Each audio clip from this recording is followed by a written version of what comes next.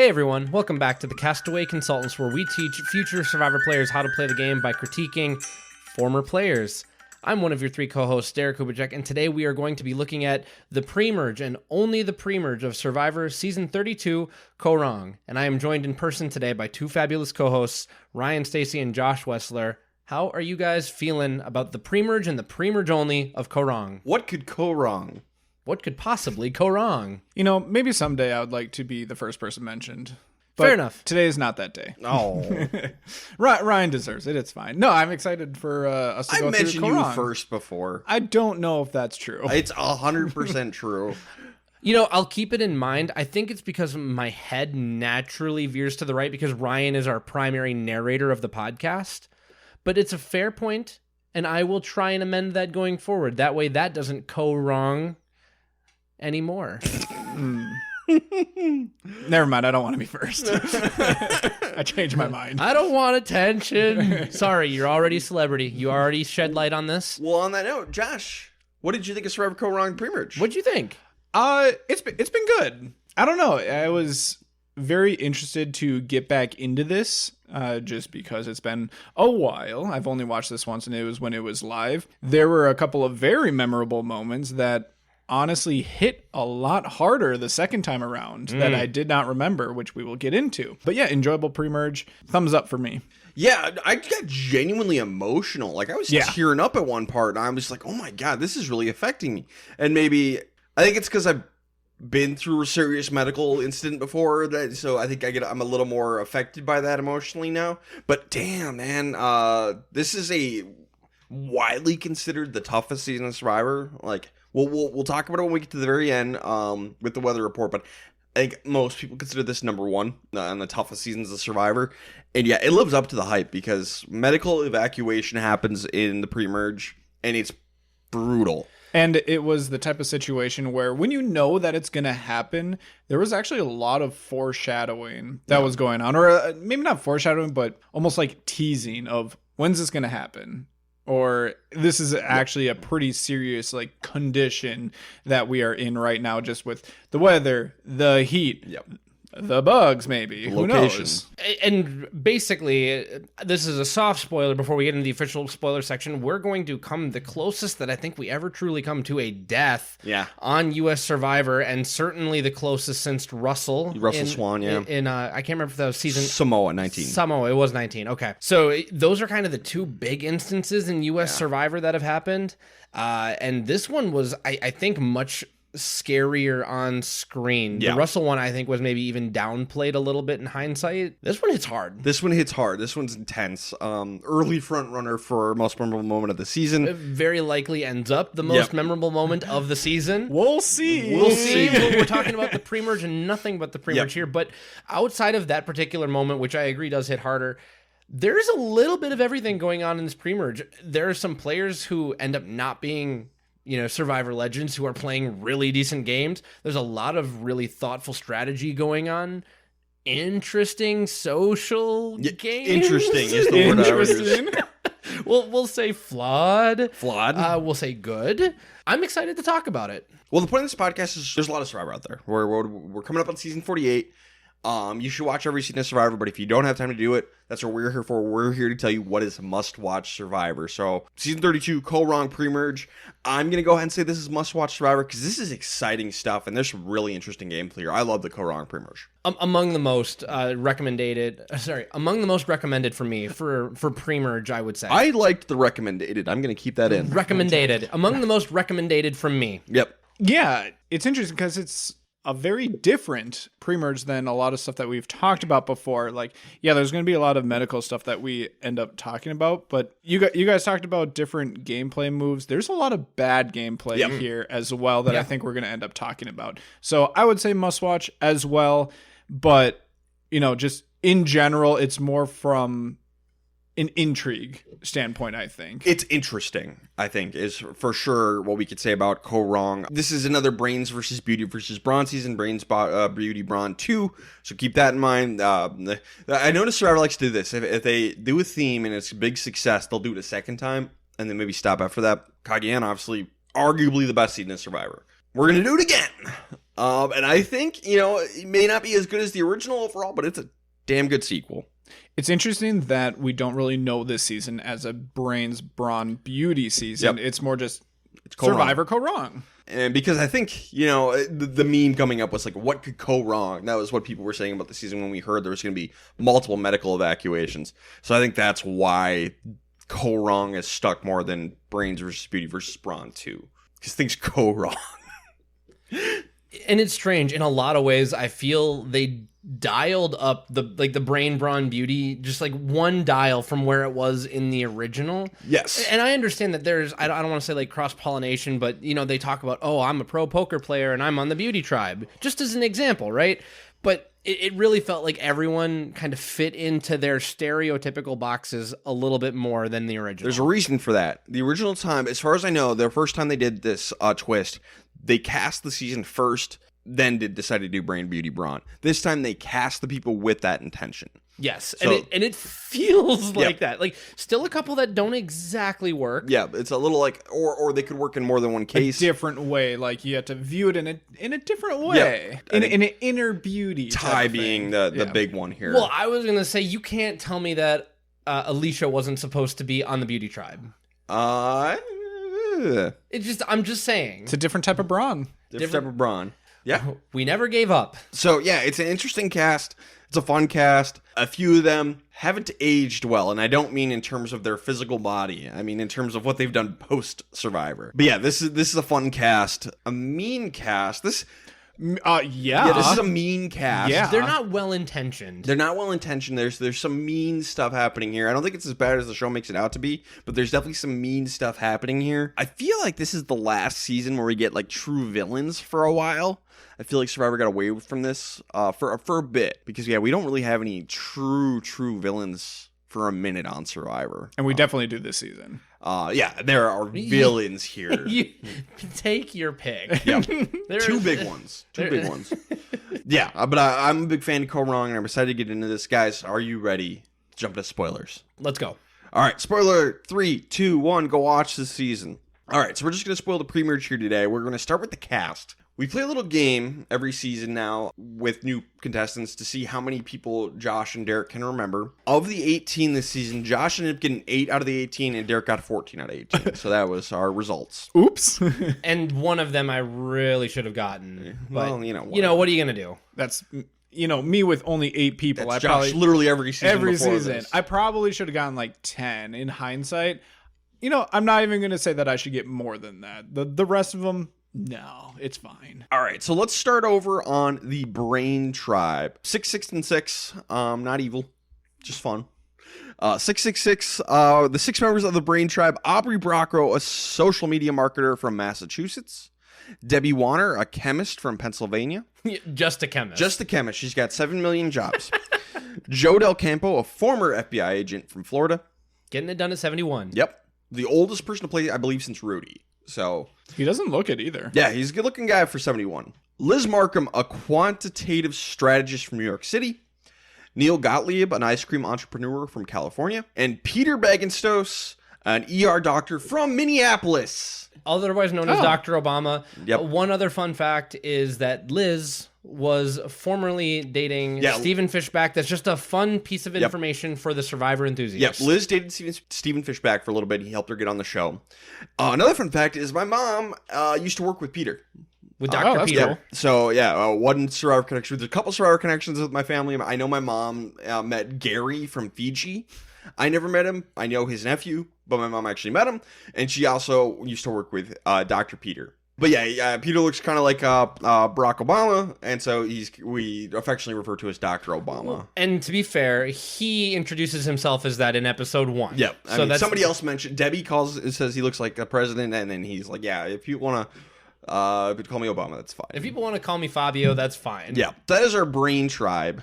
That is Chan Lo. Next, we're on the Beauty Tribe Gondole. We have Anna Kate, a pro poker player from New York City. And not problematic at all. Not problematic at all. We will go no deeper on that. Yeah, we're not going to go any deeper on that. If you want to know more about the stuff she's been up to since, it's an interesting read. Anna Kate from Koah Rong. Who could have guessed? You can Google. Yeah, if you're listening to this podcast, you have access to the internet. I think we're going to speak pretty highly of Anna in this pre-merge here. We're talking about Anna, the Survivor player. Just the Survivor player, not as a person. We do not condone. We cannot condone. A lot can happen in a couple years. 8 years? It was less than that. I guess I was thinking from when this aired till now. But this happened a while ago. So yeah, that is a whole saga. We have Caleb Reynolds, also known as Beast Mode Cowboy. He's an Army veteran from Kentucky. He was on Big Brother before this. Did not win, but he was known for being very loyal and a little bit of a stalker. To one of the girls in the house because he had like a big crush on her, and he was kind of a creep about it. He's much more likable on Survivor than on Big Brother, allegedly. I've not seen his season of Big Brother, but apparently he's not very likable on Big Brother. Yeah, I would have never guessed because he seemed very likable on Survivor. Super nice. He's great on Survivor. Well, we're in the spoiler section. It's not going to go well for him, but he's super likable. Yes. He's got a great bromance that happens this season. But yeah, he is a Big Brother player first. He was almost on The Amazing Race. He was almost the first person to ever do the trifecta. He's very close. He seems like a good person to do the trifecta. Cross-pollinate. Yeah. Julia Sokolowski, a college student from Boston, and the first 18-year-old ever be on the show. I was going to say, we have the gamut here because we've got Joe at 71, and we've got Julia at 18, who at the time was the youngest ever. Yes. Still? I don't know who the youngest at Data Play is. I tried to look it up, and I think it might have been Will Wall. I was going to say Will was what came to my mind. But Julia was 18 at the time of play. Michelle Fitzgerald, a bartender from New Jersey. Nick Majorano, a personal trainer from California. Best casting video ever, by the way. So Nick Majorano, affectionately in our friend group, he is referred to as Nick the Prick, because he really is on this season. I am a huge Nick Majorano stan outside of the game. Because he's so fun in interviews he's done with Rob as a podcast. He has a bromance with Josh Wiggler. And back in the day, I haven't listened in a while, but they used to do something called the Wand Off, which was basically a singing competition, but you had to do parodies of real songs, and they were Survivor themed. And there was one that came on one day. I was listening to the Wand Off, and then halfway through the song, they sing the first half, and then Nick Majorano comes on for the second verse, and basically just sings the song about having a threesome with Josh and his wife. And it's the most absurd thing ever. But it's hilarious. Josh Wiggler afterwards just what? This is why Josh Wiggler retired from Survivor for a while. And then one time, Josh Wiggler used to have a show called The Wiggle Room, and it still happens sometimes. That was their Survivor show. And Josh couldn't make it one week, so Nick filled in. So he renamed it the Mayo Jar for a week. And I'm like, that's gross. Just all this mayonnaise-flavored podcasting is gross. But I love Nick Majorano. He's hilarious. And for those curious, his audition tape is him just waving at the camera for 1 second. And that's how they cast him. Interesting. Okay. Yep. I'm a big Nick fan. And then finally, Ty Trang, a gardener from San Francisco. He's kind of the standout of the Beauty Tribe because he's 51. Not exactly who you'd picture on the Beauty Tribe. I heard the Jesse McCartney song when I was a kid. There's a thing known as a beautiful soul. Yep. And I mean, that's Ty. Ty's got the inner beauty. He's he loves life. He's a gardener. And he has a heck of a story. Yeah, so he's got that inner beauty. His beautiful soul is the right word for Ty. Jesse McCartney had Ty in mind when he wrote that song. Yes, exactly. And finally, the Braun Tribe, Totong, I'm not sure how you pronounce it. Doesn't get said much on the show. We have Alicia Holden, a real estate agent from Dallas, Texas. Sydney Gillian, a bodybuilder from Georgia. Darnell Hamilton, a postal worker from Chicago. Jennifer Lanzetti, a contractor from Salt Lake City. Kyle Jason, he's going to be known as Jason on the show, a bounty hunter from Detroit. Yeah, Jason the bounty hunter. And Scott Pollard, a former NBA champion from Indiana. So that is our motley crew of 18.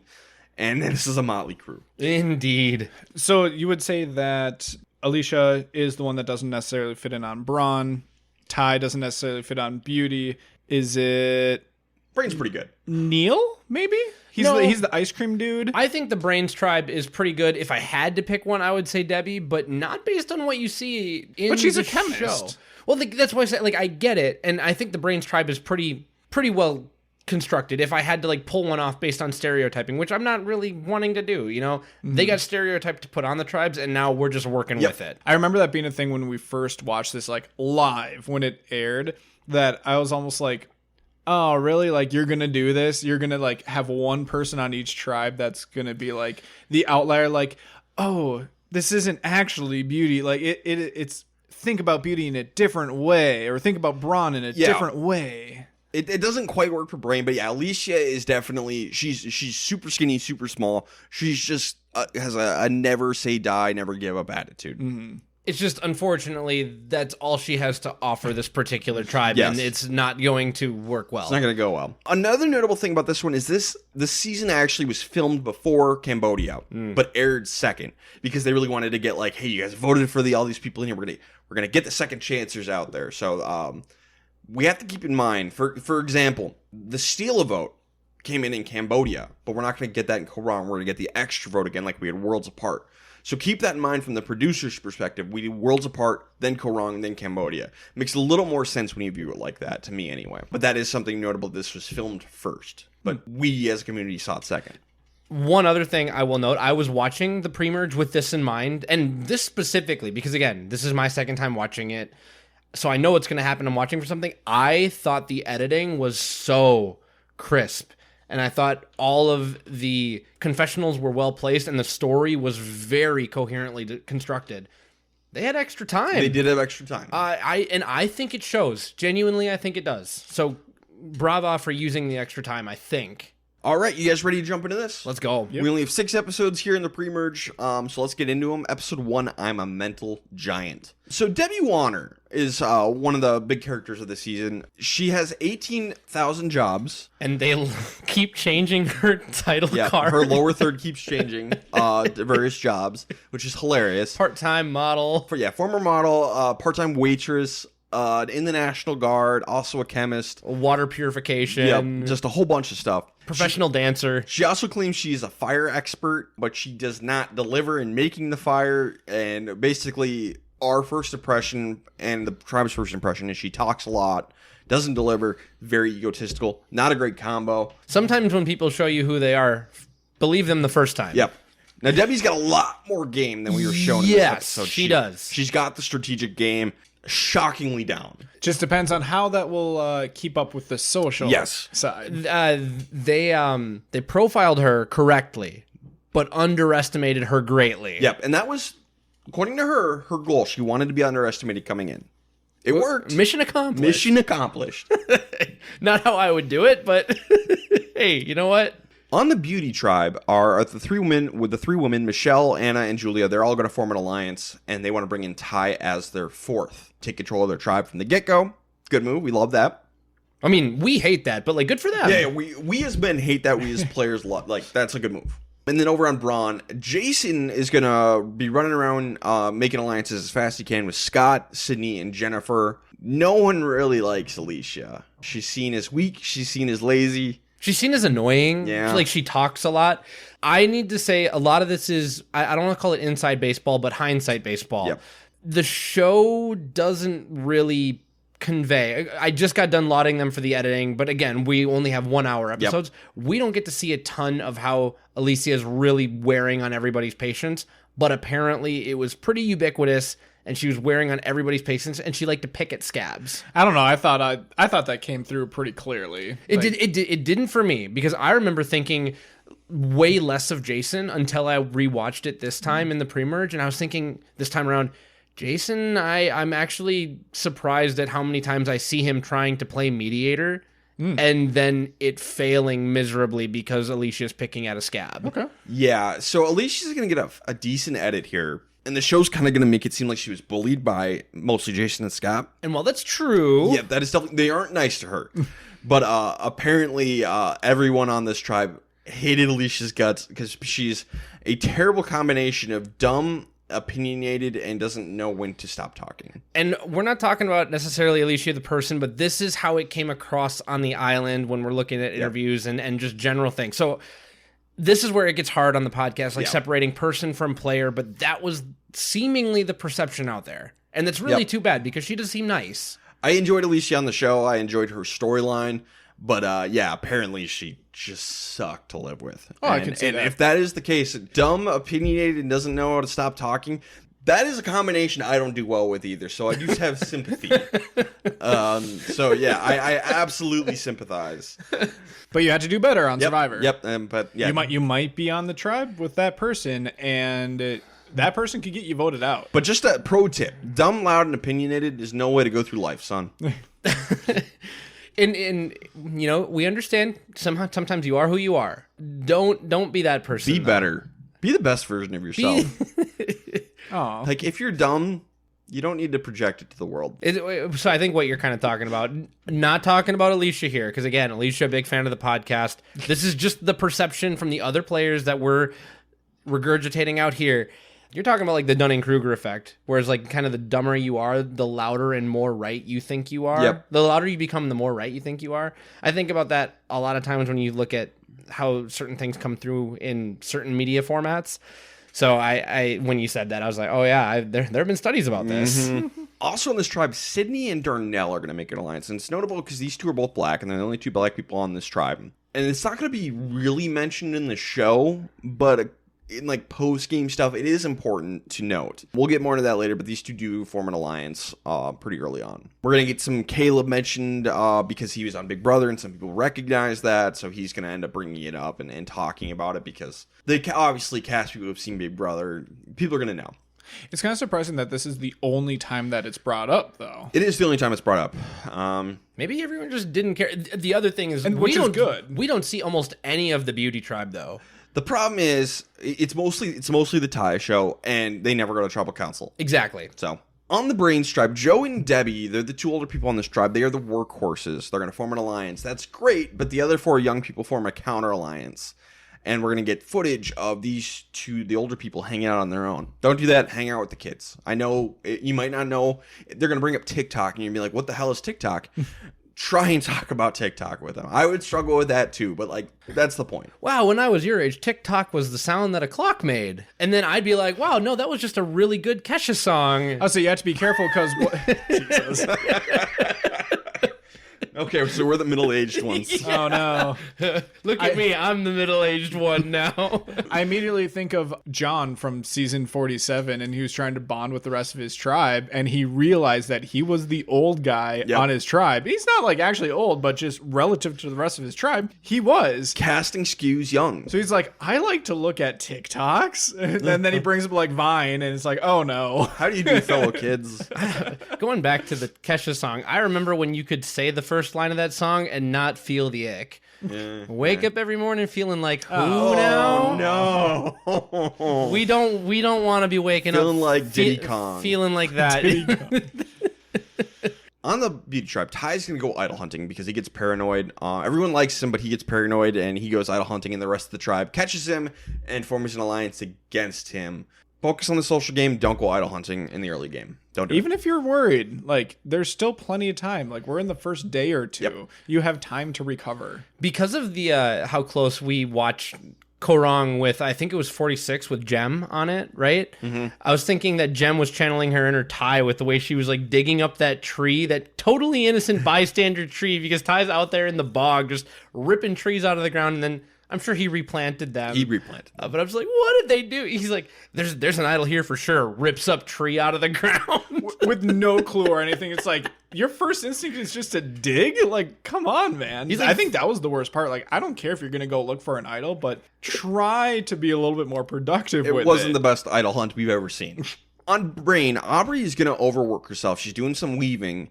And for some dumb reason, she's weaving out on the beach in the sun. And this is like the hottest season that wasn't season 3. So obviously she's burning up. Work in the shade.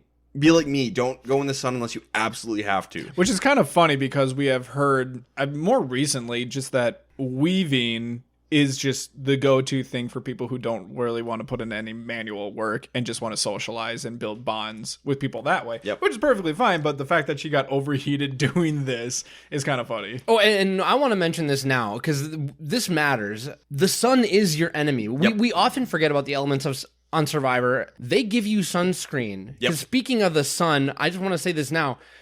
Jason is going to get torched crap this season because he obviously did not put on sunscreen. He did not use the provided sunscreen on his shoulders and his knees, and it looks miserable. Yep. Everybody remember, when you're close to the equator, the sun is not your friend. This ain't Detroit. No, this is not Michigan. Then if you get a bad enough one, you can get what's called the devil's itch, which is just when your sunburn just itches like mother effer. Well, I mean, you can get that, but I'm talking like you can get second degree. Yes.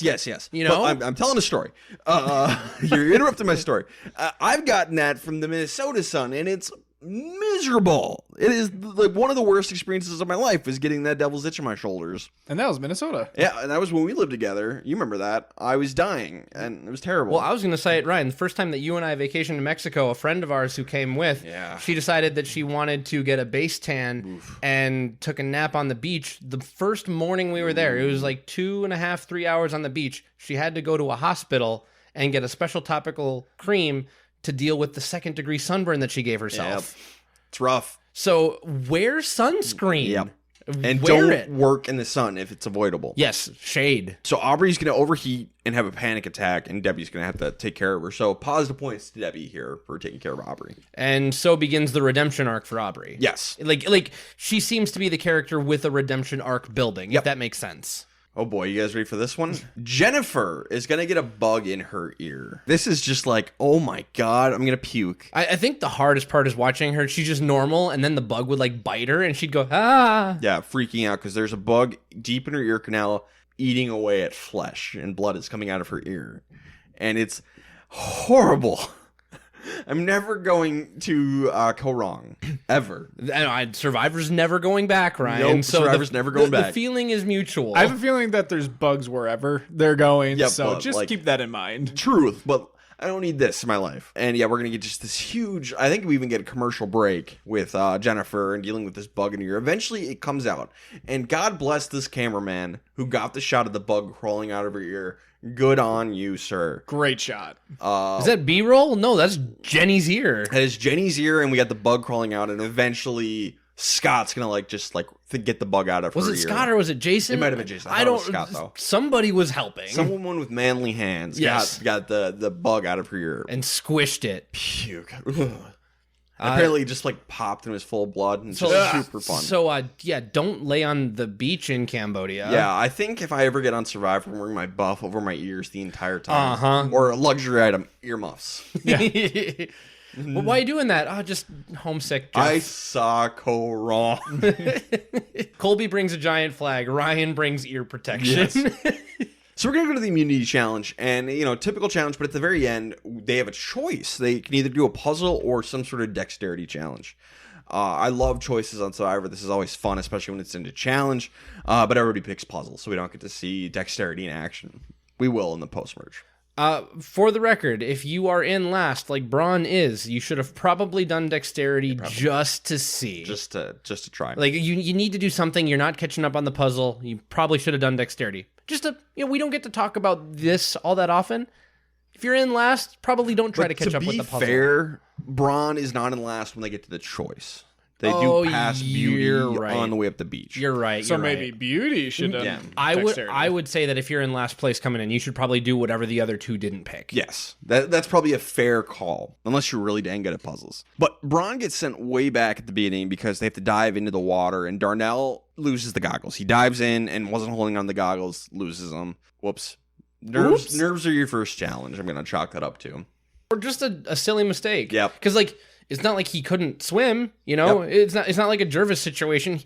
Dude can swim, dude can dive. He jumped in, lost the goggles. Yep. I don't want to say it could happen to anybody, but it could. It really could. If you just forget for a second, and it could happen. It was kind of like who was it that dove into the water and broke? Scoopin. He who must not be named. It's kind of like that situation. It's like, hey, obviously you didn't try to do this. It just kind of happened. Maybe because of negligence a little bit, just the way that you dive, but Darnell, the way that you dive, you might lose them. So but they do manage to come back when they're pushing the boat up the beach and get to the puzzle. So Beauty's actually last to get to the puzzle, but Anna and Julia, they're going to do the puzzle and have an epic comeback. Brain's going to get first, but Beauty gets second, and it doesn't help that Alicia was just worthless on the puzzle for Braun. Actually had to swap out with Scott to take over instead. So Braun is going to lose this first immunity challenge and go to tribal council. And Darnell and Alicia are the two targets. Scott and Jason are going to push for Darnell because he dropped the goggles. There's more to this. It turns out. We'll get more to that in a second. But basically, they're trying to reassure Alicia she's not going home. They don't do a great job, I feel like, of comforting her, because she's going to keep scheming and plotting and then even drop a hint that she might have the idol, and really just drives them nuts. Well, maybe make her feel a little more comfortable, guys. You didn't do a great job. Just talk to her and make her feel good. Mm-hmm. This is pre-shot in the dark, so they don't have to try too hard if they don't want to with the supermajority. But generally, the rule is, especially if it's only been 3 days, like, come on. Yep. And also, if she's that bad, maybe consider just sending her home. Yeah, maybe if she sucks that hard, just vote her out. Losing the goggles is not enough to send Darnell home over Alicia. Based on what we saw on the show, I'm just going to go ahead and say that right now. Yes, agreed. But we'll continue. And I guess one note on top of that, I know you mentioned shot in the dark, but you don't know if what kind of season this is going to be advantage-wise. Mm-hmm. You don't know if the idols are going to be, walk around the path, whoop, there's an idol, pluck it from a tree, and now you have an idol. You don't know if it's going to be that type of season or one that has, 3 clues before you get to it. You never know. You have none of that information, so she could have just found an idol super easily. Yep. Do you have the idol, Jason or Scott? No? Okay, Alicia might have it. Darnell might have it. But we're going to get to Tribal Council. And Jason is very open with his disdain for Darnell and Alicia. Dude, you have to go back to camp with one of them. Maybe dial it back a little bit, bro. Yeah, they're not good at that. No. This entire pre-merge. But what's going to end up happening is we're going to get 3 votes for Darnell, 3 votes for Alicia. And we're going to do a revote, and it's going to be all 4 votes on Darnell.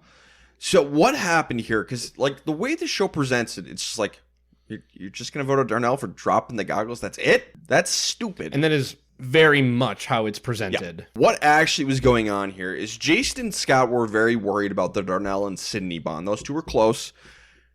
They're both black. Tugs on collar. Tugs on collar. We're just reporting it how it seems to have gone down. Yep. And they were scared that those two could end up being super close. So let's say we vote out Alicia here.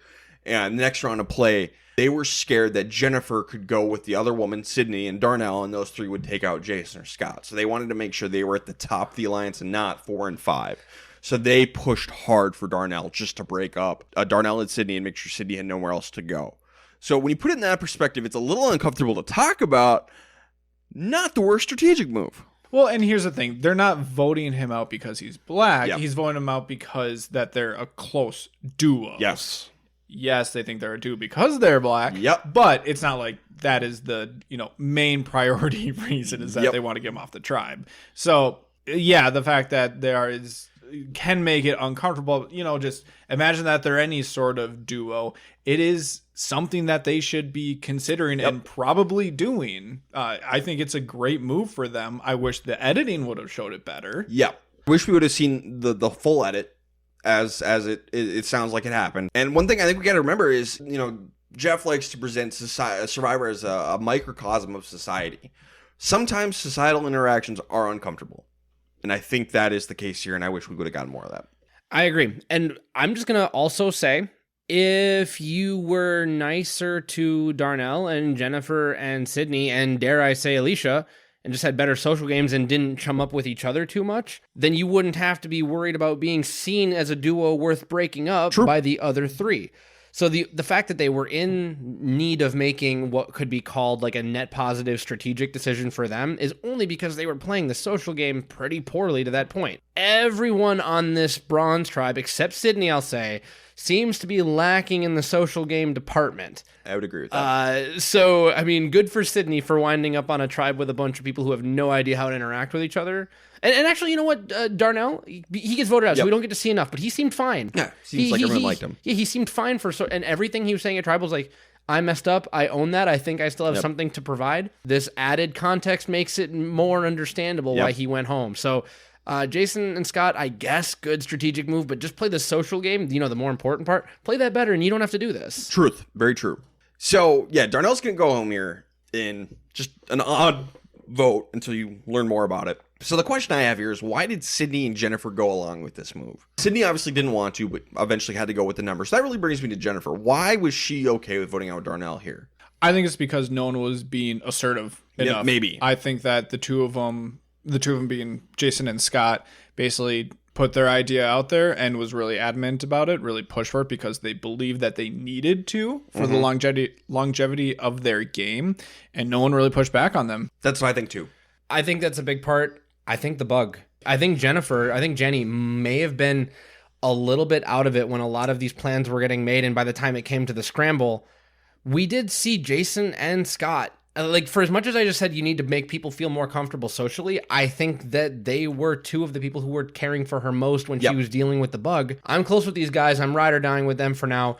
And also, we're the Braun tribe. If we start voting out Braun now, or like making the Braun angry, then, you know, we're going to lose. So I think the bug might have had more to do with this than we saw. It very well could have. That makes a ton of sense. At least from Sydney and Jenny's perspective. Or at least Jennifer's perspective. Yes. And it seemed like the type of thing where everyone was like, you know, what are the odds we're going to go back to tribal council anyways? Maybe not immediately, but sometime in the pre-merge, Alicia's going to be perfectly fine to vote out. Yes. So it's not going to be the worst thing in the world. So no one's going to stand up for Alicia. Yeah. But they're perfectly fine because they know that it'll probably come eventually. I do think overall, for the most number of people, Alicia would have been the better move. But there is something to be said for just letting the first vote happen and not getting in the way of it. So, yeah, there's definitely an argument here. But, yeah, it absolutely sucks to see Darnell go here because he seemed like a lot of fun. And the reason the show gives us is not genuine and kind of shitty. Crappy. If we're making a season of first boots, I want Darnell to be near the top of that list. I mean, Zayn Knight might be the most iconic to come back, but... If we're doing a season of first boots, I think Darnell can win. I agree with that. Good. I think he had potential. Yep. Yeah, that's in a podcast. We can rank every first boot ever from most likely to win a season of Survivor to least likely. Francesca's probably last. Oh. Not because of anything, not because of her skill level. Because she's definitely going out first. She's definitely going out first. She was the third time. It's the meme at this point. They're 100% going to go with the meme. She's not the worst first boot ever, but she is going to go out first in the first boot. She might be the least likely person in the world to win the game of Survivor. Yeah. Now. I said it was the wrong move just because of the edit. Like, I'm going only off of the editing. Based on the editing, it's terrible. Based off of the editing, I hated this move. Yeah, everyone hates Alicia. This could have been a unifying moment, and instead it was a dividing moment. And I think that's bad. Yep. Things are not going to go well for this tribe, and I think that kind of starts with this boot here. Yes. Yeah. All right, let's get to best and worst player of the episode. Derek, start us off. Who is your best player of episode 1? So we haven't really talked about this person at all, but I had Neil as the best player of the premiere. He did a really good job making bonds. He makes the group of 4 on the Brains tribe. He's not someone who's really actively ostracizing the older 2 members of Debbie and Joe, but he's happy to be a part of whatever is fruitful. And then obviously they performed amazingly at the challenge, and they weren't in danger. So yeah, majority of 4 and on a Brains tribe that's not going to be Luzon levels dysfunctional. Yes. I didn't think that there was actually a whole lot of like solid gameplay here at this episode. The one alliance that stands out to me is just the women on the beauty tribe. So I'm going to look over there. I'm going to go with Anna just because she's in that group of women. And it seemed like she was the person that reached out the most to other people outside of the women, mainly Ty. So I just kind of defaulted back to her. Yeah, everything Josh said about Anna, I agree with. She has formed an alliance with everybody on her tribe at one point or another. She formed the women's alliance. She reached out to Ty, and when Ty got caught looking for the idol, she was there with Nick and Caleb as well to pull them all together. And then she and Julia were the ones who saved them all by winning on the puzzle and the immunity challenge. So my pick is Anna as well. How about worst player? Josh, who do you got? I had Alicia here just because everyone doesn't like you. Like, are Scott and Jason being mean and being a little aggro? Yes, of course. But they're doing it because of some of the things that you have done so far in the game. I'm not saying that that makes it justified by any means, but also you could just be a better Survivor player in general. You are very clearly not a good Survivor player. Aggro is the word for Jason. Aggro's the word. It's Alicia. She was annoying. She was seen as not working very hard. She was sketchy and bad at the challenge. Just not a good episode for Alicia. I'll just mention 2 dishonorable mentions because I agree that it's Alicia, but let's talk about Ty going off way too early and searching for idols and being really obvious about it. You're already kind of a standout just because of the way everyone was archetyped onto this tribe. I think you need to focus more on integrating and proving that you belong via beautiful soul, especially if production is telling you to lean into it for at least a few votes. And then I'm going to say Debbie over on the Brains Tribe because, well, maybe it was her game plan to be underestimated. If being underestimated puts you at a 4-2 disadvantage, like at the outset, that's bad. That you shouldn't do that. Prove that you belong, because how many times have we seen, again, right or wrong, the older woman be the first one voted out simply because she is the older woman? Very true. So again, I'm glad we're going to get to see more from Debbie on this front, but episode 1, not a great start. All right, let's get into our winner picks. So when we first watched the season, my original winner pick was Neil. Today, I hate to say it, but I pick Anna. She has a great first episode, and I think better than Neil's in hindsight. But my original winner pick was Neil, so I got to stick with it. Derek? We have my original winner pick logged, and it was Anna. And knowing that I'm stuck with Anna as my original winner pick, I'm not upset, because I think that she is my honorable mention. I'm not going to fight you guys on her having the best episode, having a good alliance, and even through the pre-merge, we're going to see that the beauties are highly functional. I'm going to go with Neil this time around if I could. I'm stuck with Anna, but I would pick Neil this time around because I see a stronger base on the Brains after episode 1 going forward, especially on the heels of Luzon. And I know that everyone on that Brains tribe who's a Survivor fan is thinking, we will not be Luzon. We will not be Luzon. And there's something about, I don't want to say it, but like manifesting. It's just being very intentional. Yep. They are very intentionally not going to lose on this. We'll see.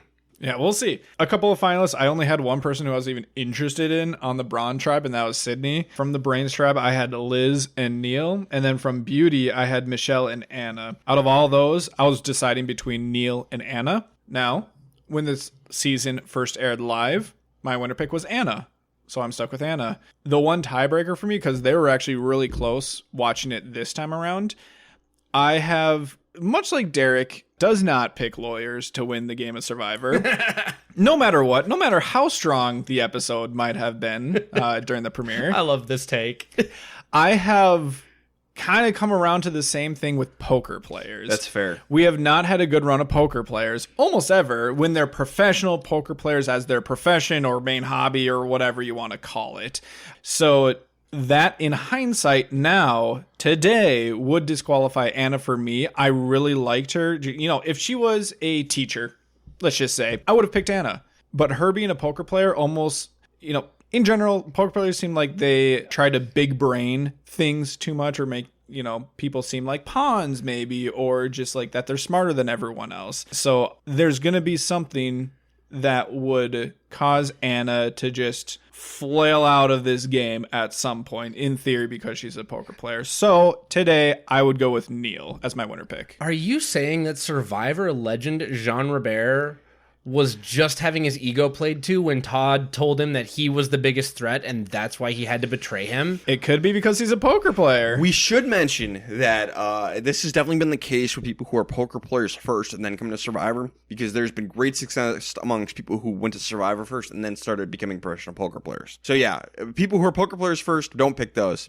If you're a good Survivor player, you can end up being a good poker player. Kim, Jeremy, Boston Rob, Tyson, at the very least, are all people who are really good poker players. Well, and luckily, there are very few people who have come on to Survivor and then gone on to become lawyers as a result of Survivor. Because, like, I mean, like, Charlie, he's a law student. Law student first. But he was already on the trajectory. Yep. But Survivor turned at least one law student into an artsy-fartsy type. Cochran. Yep. Yeah. So Survivor successfully converted somebody away and made him choosable as a winner for me going forward.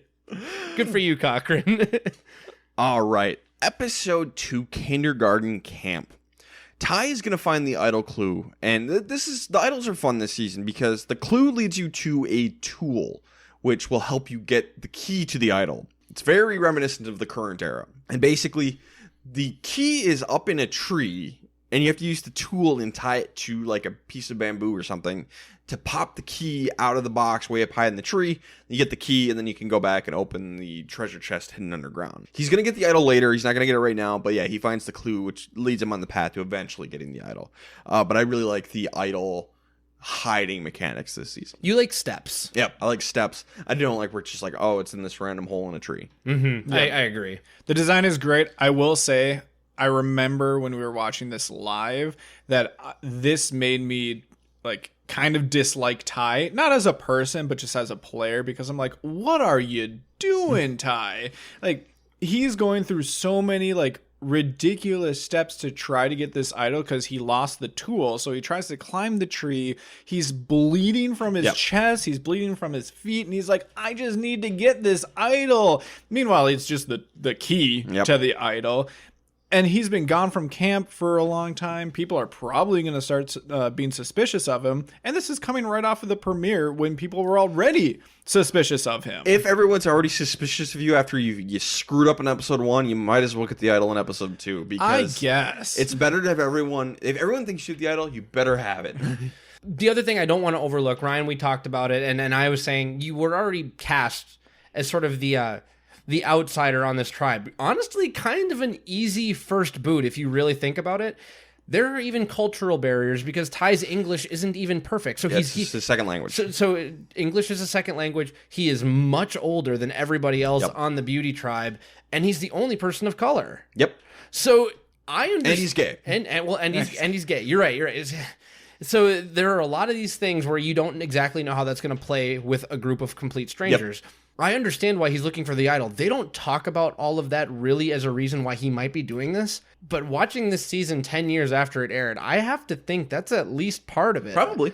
He doesn't seem like a guy who's wound so tight that he would immediately go off and look for the idol until he lands on the beach and finds out that he's on the beauty tribe. And oh, I'm in danger. Why have you done this? He's also a Buddhist and a vegetarian. Like, good God. On Brain Tribe, Debbie does not think they need to boil water. Okay. She can tell the quality of water just by looking at it. Okay. Genuinely strange is my note. Now, Liz, because Liz and Debbie are going to get into an argument about this water. Liz, don't argue with Debbie about the water. Just let her drink the water. If she gets medevaced, cool. That's one fewer problem for you on the season. I'm not advocating that I want Debbie to just succumb to water parasites. Yep.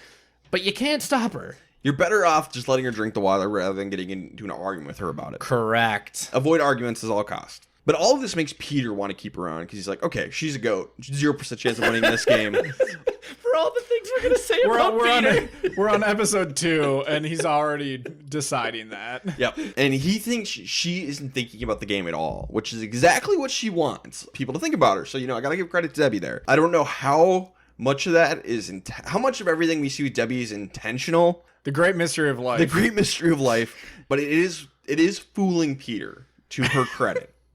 So everyone's heard of like the problem of human consciousness, maybe. This is the problem of Debbie. We don't really know what goes on just beneath the surface. We don't know what aggregates into what is Debbie. Nope, we have no clue. Back on Beauty, we're going to get an awesome bromance from Caleb and Ty, which, as far as I know, is still happening to this day. These two get along great. These two almost went on The Amazing Race together. They ended up not getting cast, but there's a lot of talk about these two going on the special reality showdown season of The Amazing Race, which arguably the best season of The Amazing Race. It was Survivor versus Big Brother versus Amazing Race on The Amazing Race, and Caleb and Ty were in the conversation to get cast. I wonder if it was just because Caleb was on Big Brother and Survivor, maybe was the reason they ended up not going with him. I don't know. That would have been a great pairing. Yeah, they probably would have done better than any of the other Survivor teams. I would watch that buddy cop movie, by the way. Yeah, absolutely. Caleb and Ty, I want to see it. I enjoyed all the Survivor teams on the season, but they were not exactly built for The Amazing Race, any of them. It was Rupert and his wife Laura. It was Eliza and Corinne. Eliza! And then Brett and Chris from Millennials vs. Gen X. Oh, yes. I remember. Yep. I remember you talking to me about that one live. Yep. And Brett and Chris being on was exciting. They definitely did the best of the 3 Survivor teams, but I think Caleb and Ty could probably beat any of them. I could see that. The Survivor teams did the worst overall amongst the shows. That's okay. Who cares about The Amazing Race? It was a great season, though. So over on Brain, the fire supplies that they won in the previous challenge is going to get wet, and the kerosene is going to get knocked over. And everyone says this is Joe's fault. I don't know what exactly he did, but everyone blames Joe for screwing up and messing up the fire kit. Sure. And basically, he and Liz kind of get into an argument about this, and Liz is just going to remove herself from the situation and go soak in the water. Yeah, probably the best call. Yeah. Don't argue with people. Especially when it comes to fire. And especially when it comes to 7-year-olds. Just don't bother. On Braun, they don't have fire yet. And even with Flint, they got Flint at Tribal Council, and they cannot get fire. So Alicia is going to spend 5 hours working with this Flint and eventually she is gonna get fire. Good for her. Well, and to her credit, you mentioned it, her never say die attitude. To strike at Flint for 5 straight hours. And no one else has even tried, it looks like. I'm sure they tried off camera at other times, but everyone's just like sleeping around at camp in their shelter, and she's just working again in the sun. Like, I feel like you could have done this in the shade, but whatever. Well, Alicia put on sunscreen, so who cares? Yeah. She can get her nice baseline tan. Yeah. So good for Alicia. A lot of credit here. This is why she's on the Braun tribe. Well, originally she wasn't getting credit until Jason, and so I'll give him a little bit of props here. He's like, "All right, everyone, everyone thank Alicia." She did great. We're gonna go to the immunity challenge, and it's pretty close. But Beauty's gonna end up winning, and Brain's gonna get second, sending Braun back to tribal council. Nobody's really fault. Just the rope they'd used for the slingshot got knotted up, and that's no one's fault. But the plan is still to vote out Alicia because obviously that makes sense. But Jennifer is getting a little sick of Jason's kind of negative attitude. He complains a lot. He's pretty negative. Be tough to be around. I get it. So she talks to Alicia and Sydney about maybe doing a women's alliance, taking out Jason. But eventually, Jennifer, she's going to call herself an impulsive person. She's going to step back and think about it and be like, maybe that's not a great idea. So she's going to go talk to Sydney again and be like, all right, let's just take out Alicia. And Sydney's just like, make up your damn mind. God damn. And Sydney was down. Yeah, she Sydney was ready down. to do Sydney it. was down. I think Sydney is just kind of go with the flow. But she's definitely like, okay, so Jennifer is impulsive and wishy-washy. I don't trust her. I don't want to play with that. Yeah, fair. I get it. So Sydney's going to tell Jason and Scott about what's going on. And we're going to go to tribal council. And Jennifer is going to say, yeah, things were kind of up in the air at camp today about who the target was. And Jason and Scott was like, well, that was news to us. I thought it was pretty easy. Alicia's going home. And Jennifer's going to really try and backtrack and be like, yeah, this is all Alicia's fault. She suggested the women's alliance. And she's freaking out because she screwed up royally. And Alicia keeps calm, cool, and collected. It's like, no, that was you. Just very cool. Very chill. Blames it all on Jennifer, rightfully so, because it was Jennifer. And Jennifer ends up melting down. She stands up on her stool in a very iconic image and gives a speech like, let's just keep it the way it was. Vote out Alicia. It's all good in the hood.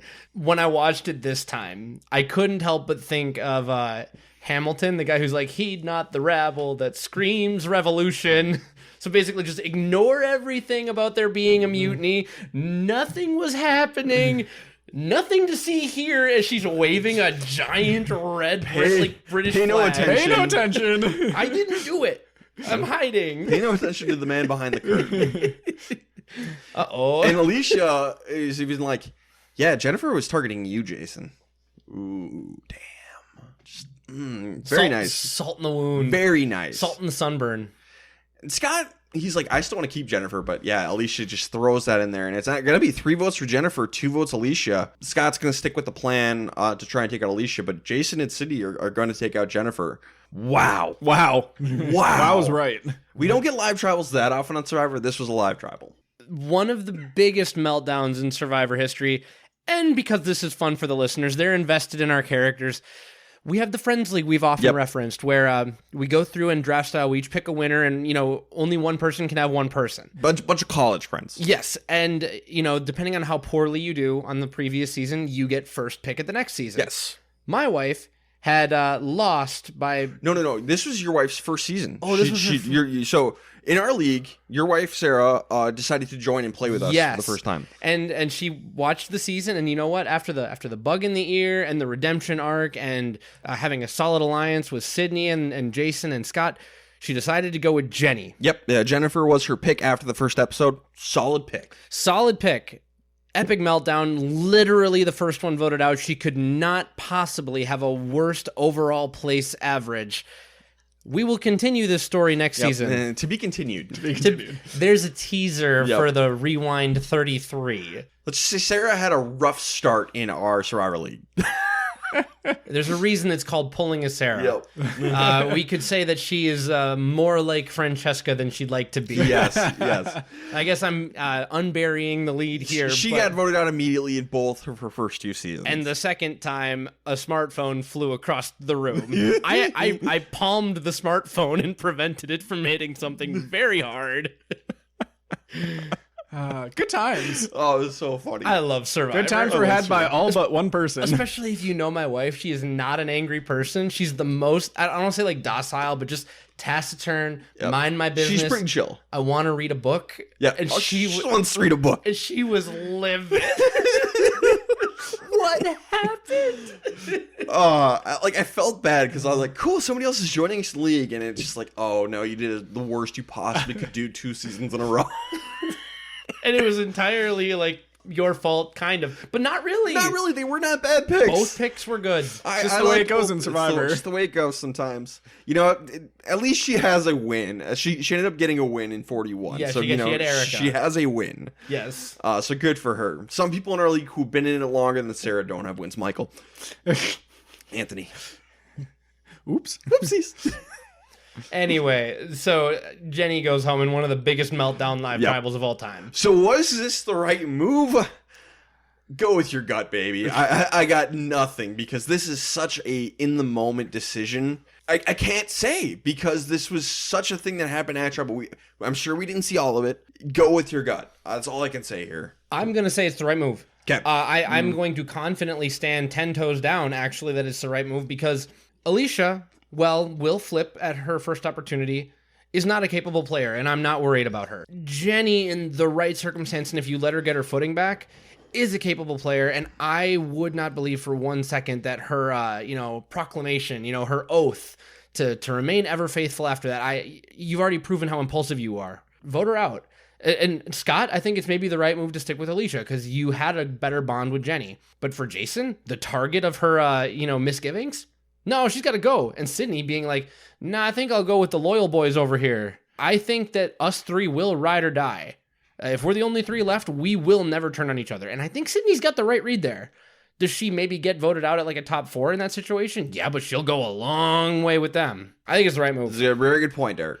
Hard disagree. Oh, hard disagree. I love it. I can't wait to hear this. I think that this was a terrible move. One, let's rewind. This never should have even come up because it should have either been, Jason going home because the girls stick together and, Jenny just doesn't decide to just go back on her original plan. She probably should have just done this from the get-go. They're a really tight duo with Jason Scott. That this would be a great time to break them up and just move forward, or just don't do it. If you want to be paired with them going forward, that's perfectly fine too. Just pick a lane. Okay. So now fast forward to Tribal Council. You have no bond with Alicia. So having the reason being, someone like Jennifer is going to vote you out at the first chance she gets because she's proven that she was about to here. There's no difference there. Alicia's going to do the exact same thing to you. If you vote Alicia out here and spare Jenny, then she's going to be feeling indebted to you. And she seems like that type of person. Like she was already at Tribal being like, I'm sorry, I should not have done this. Like, let's just go to the original plan. It seems like the type of person where if you spare her here, she will end up being loyal, or at least loyal long enough to be more valuable than Alicia. I can see it both ways. I think you both make great points. Here's what I think, I guess. My final answer. Scott, Jason, and Sydney. This is in a post-Game Changers world, especially. Post-JT standing up in Game Changers. Scott, Jason, and Sydney go off to the side and have a sidebar. And to just get on the same page. Pick one. That's ideal. Instead of having a split. Yeah, the split was bad. Split's not great. Ideally, you all want to be on the same page. But live tribal, baby.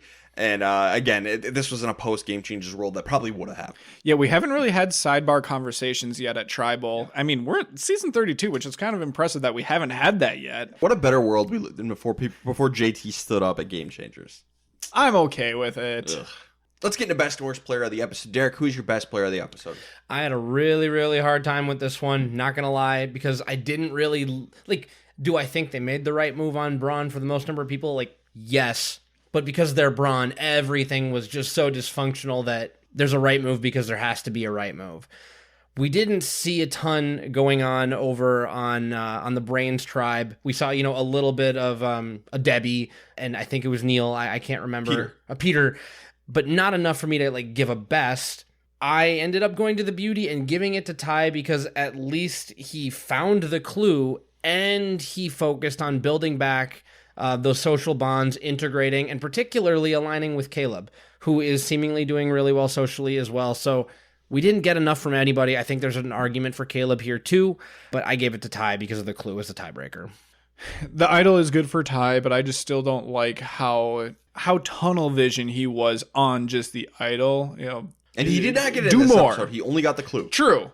Very true. And I want to say I factored the stereotyping into this. Like, I understand why he's looking for this idol. Sure. I gave it to Alicia because I thought that she put on a great performance at, Tribal Council to have it stick to. I don't know if it's Jenny or Jennifer, like what we're going with here. Officially, it's Jennifer. A lot of people in the tribe call her Jenny. Okay, so with having Jenny dig her own grave and she's just sitting there and making sure that the dirt stays on top of her, she gets buried in there.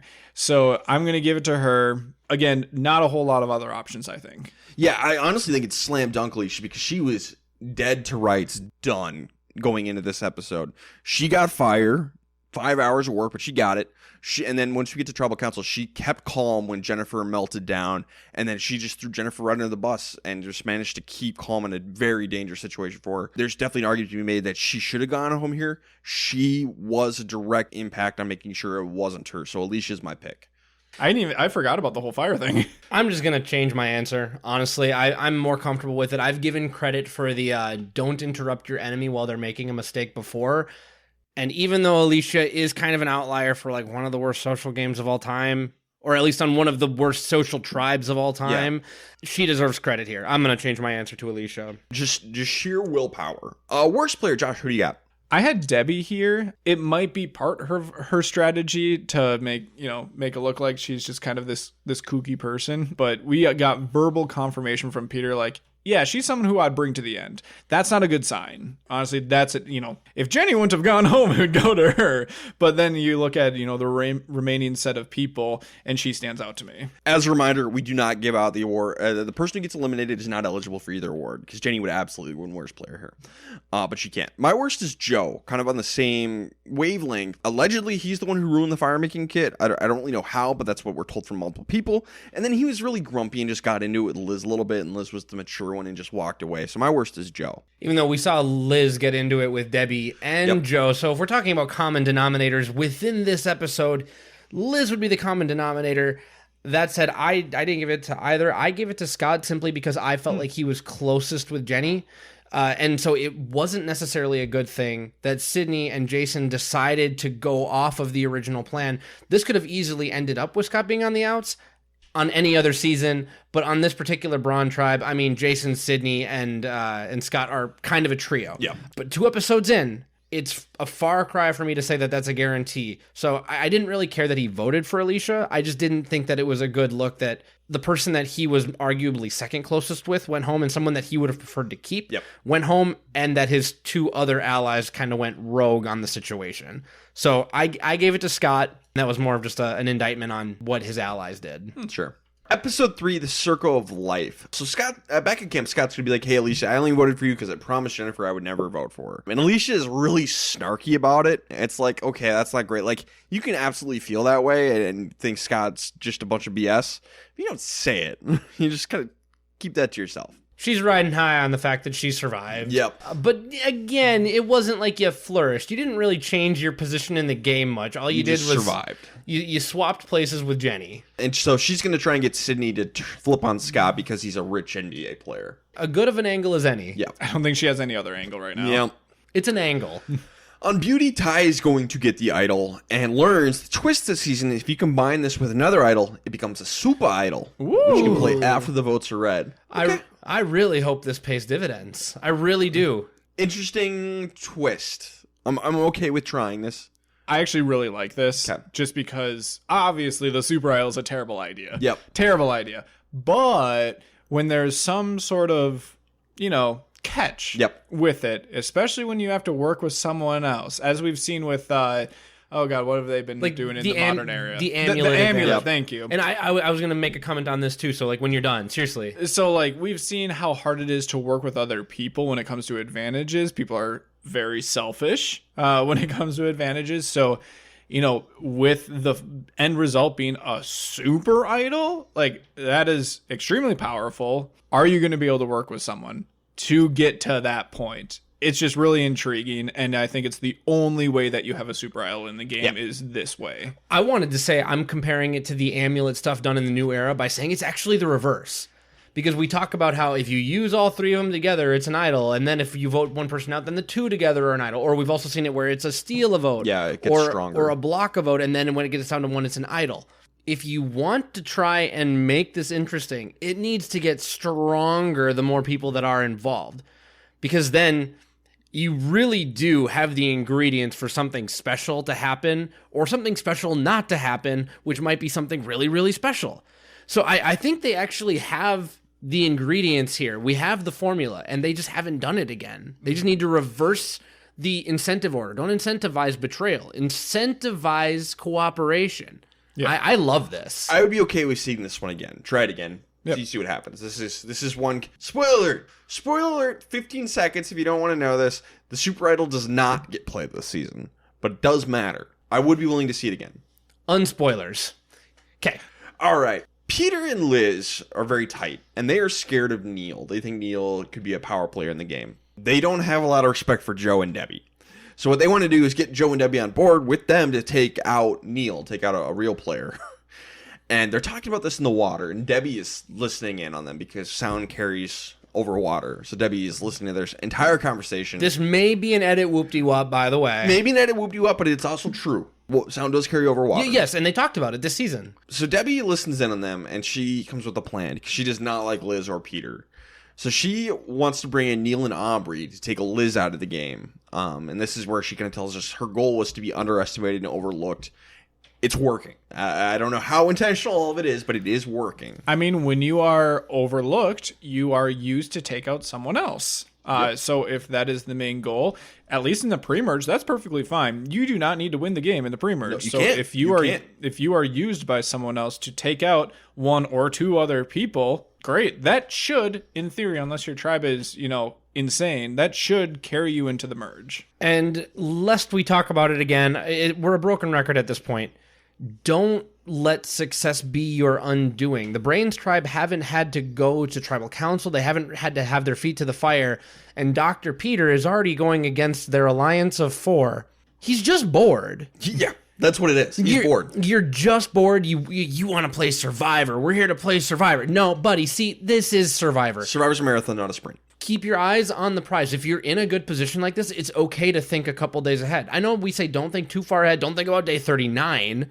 And by the way, voting out Neil is a very day 39 kind of move that you're thinking of. He got too far ahead, too comfortable. Don't do that. Think ahead with your closest ally and only your closest ally. You can talk about who you might take out first or how you might go about it. Don't let it get any further than that. It's okay to be bored on Survivor. It's very okay.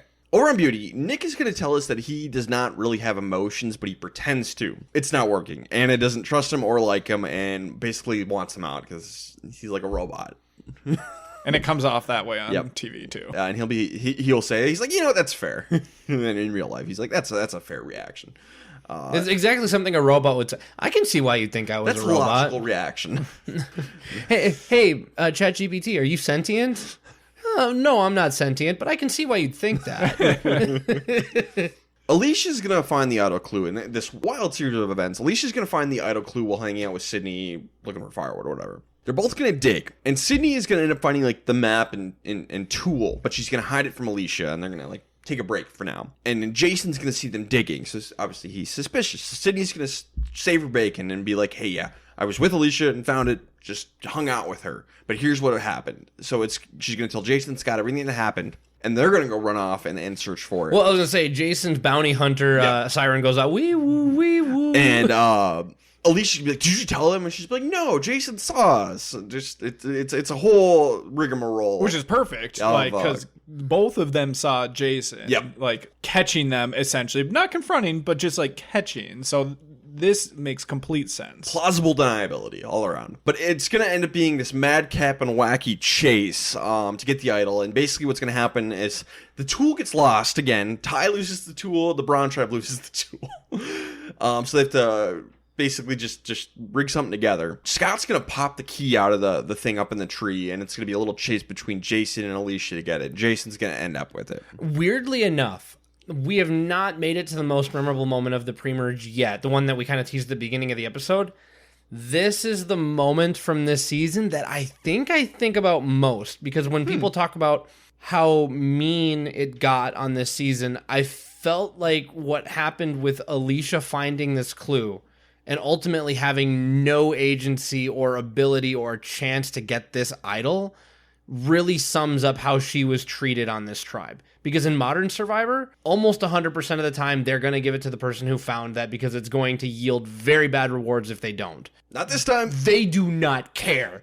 Like this illustrated exactly how much they did not give a single crud about what Alicia thought about them. And to be fair, they shouldn't at this point. Oh, and I get that. And and especially seeing it again and knowing a little more backstory, there's some context. I get it. Yep. But I think about this the most, which is really weird for me. I can't tell you why. It's interesting because it all starts out with Sydney just withholding that information, like finding, the clue, but just leaving it off to the side. And then they ended up just leaving the spot where they're digging. So it really comes down to Alicia just not just moving forward with digging. Yep. Like, she could have stayed there as long as she wanted. There was no one stopping her from just continuing to dig the rest of the day. So while it might be a little bit mean that they're all, against her in that way, at a certain point, there is still no one to blame but herself in that moment. Now, once you get to the whole, popping the idol or popping the clue key out of the little thing up in the tree, okay, that was a little mean. Hey, to be fair, Scott and Jason were at that tree first, and Alicia showed up. Jason got it. After they went back to the beach, everything after that, it seemed like she wasn't even part of it. She was just kind of following along, just tailing them. Yep, that's exactly right. It was a false memory for me, by the way, because the way I remembered it was Alicia was at the tree and the others showed up. But Jason is going to be the one to end up getting the idol. Immunity challenge. Beauty and Braun are going to win this time. It's another super close one, but Brain is going to end up losing. So Brain's going to tribal council. So Peter and Liz want to implement their plan to vote out Neil. And they want to. The plan is to split the votes between Neil and Aubrey and take Neil out of the game. Debbie, on the other hand, wants Liz gone. She doesn't like Liz. Debbie and Joe want to recruit Neil and Aubrey to do this plan against Peter and Liz. Aubrey wants to take Peter out because she doesn't like him, which is fair. So we get a little bit of debate about which ones it's going to be. But we're going to go to tribal council, and this is just so good. This is one of my favorite tribal councils ever because it's such a satisfying downfall. Because Peter is so arrogant and so cocky that even before the vote, like they're just talking with Jeff, and normally this is theater and it doesn't really matter, but Neil's talking about what plan is going to happen tonight, and Peter's like, "Well, it isn't your plan," and Peter's just so cocky. She's like, "Your plan's not happening, bud," and no, I'm sorry, Peter, your plan's not happening. Well, and Debbie, to her credit, for all of the things, that we will not have nice to say for her response to that was, I really respect the confidence he has to air that out there. What a perfect response, especially because she knows. Yep. And it was her. Yep, and it was all her. I want them to know it was me. Because the vote's going to come in and, two votes for Aubrey, 2 votes for Peter, and 2 votes for Liz. And the looks on their faces are just so good. And on the revote, it's going to be 3 votes for Liz. LOL is my note. Oh, beautiful. It's so good. It deserved to be Peter, but I understand why it was Liz. Yep. But just because of all the comments that he made, it deserved to be Peter. Yeah, Peter would have been hilarious, but I'm okay with it because Peter is going to get more. He's going to get his comeuppance. Well, and for all of the arrogance that Peter exudes, Liz was the one that was fighting with Debbie and Joe. Yep. So it makes sense. Don't fight with people. Yep. But yeah, this is one of the funniest tribal councils I think of all time and most satisfying blindsides. One of my favorites. I think it's so much funnier after we get to know Debbie even better, too. It's really glorious. So for best player of the episode, I'll go first this time. I have Debbie. This is all her plan. She spied on Peter and Liz. May have been a trick of the edit, but she definitely did some spying. She played under the radar super well, turned the game on its head, and made this move her own. It's Debbie. It's Debbie.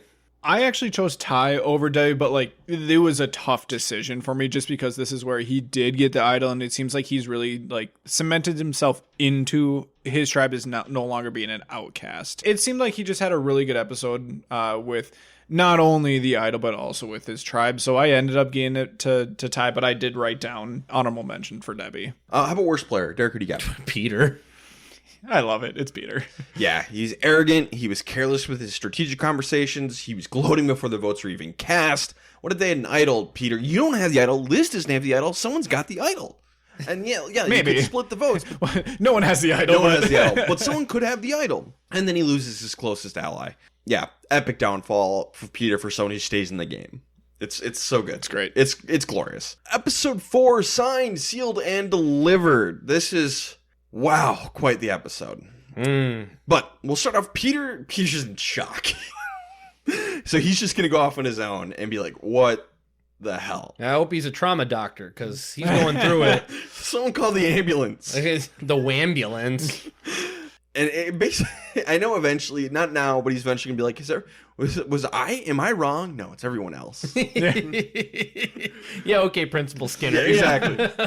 But Debbie's going to go over and talk to him, and she's like, some people wanted you out. I fought to make sure to keep you in the game. We need you, Peter.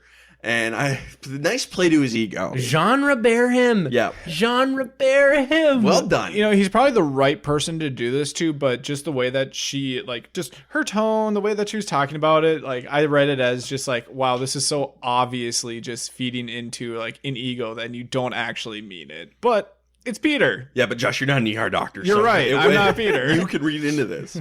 I love Peter. Like I wouldn't like Peter as a person probably, but he's you fun like him as a show. character. I really enjoy him as a character. Reward challenge. Big, large stakes today, guys. We're playing for coffee and spices. Yep, so make sure you give it your all. 100%. This is a big one. Anything less than your best here could result in you going home. It's like 112 degrees out, and this challenge involves a lot of digging in the sand. Production's going to learn some lessons today. Yeah. We don't give our worst player of the episode of production, but we could today. Because, man, oh man, did they screw this one up. It's going to end up with like 45 minutes of the players just digging in the sand because it's a big area to dig in. And we have not done this again. It's been a much smaller digging areas ever since then. Which I would have been like nowadays, current situations, as long as we're not in like crazy heated environment, I actually wish it would be more difficult to dig because I feel like a lot of modern challenges are too easy when it comes to this, and it doesn't actually like it's a phase of a challenge that just kind of gets burned through, and yeah, you could set yourself apart by like a few seconds, like 30 seconds maybe at most, but that's about it.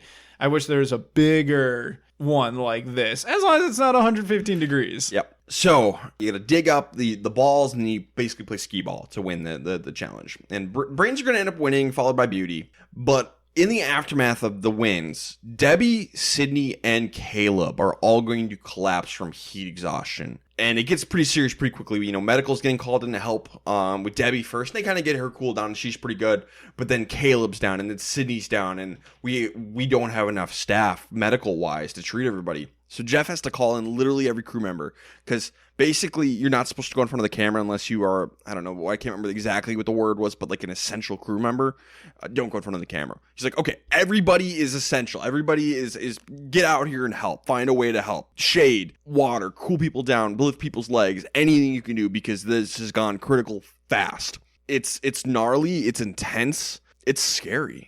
It's genuinely scary. Genuinely terrifying. I think it's more terrifying on the rewatch. Yeah. When the first time I was watching this, I remember thinking, whoa, how crazy is this going to get? Whoa, how crazy is this going to get? Okay, the doctors are out there. How crazy is this going to get? Oh, this is getting scary. Every crew member's in front of the camera. And then, it just kind of like ends. But going back, when you realize how serious it was and you're watching it in real time, you're like watching for symptoms. Yep. And you're like hearing the breathing and it's like, oh, crap. You see Caleb stop responding. People, I don't think, can appreciate how close Survivor was to being done. Yep. Forever. Yep. And that's not the most terrifying thing. The most terrifying thing is these people who are competing in this challenge for coffee are fighting for their lives. Yep. And there's not enough here. And anyone who wasn't is traumatized.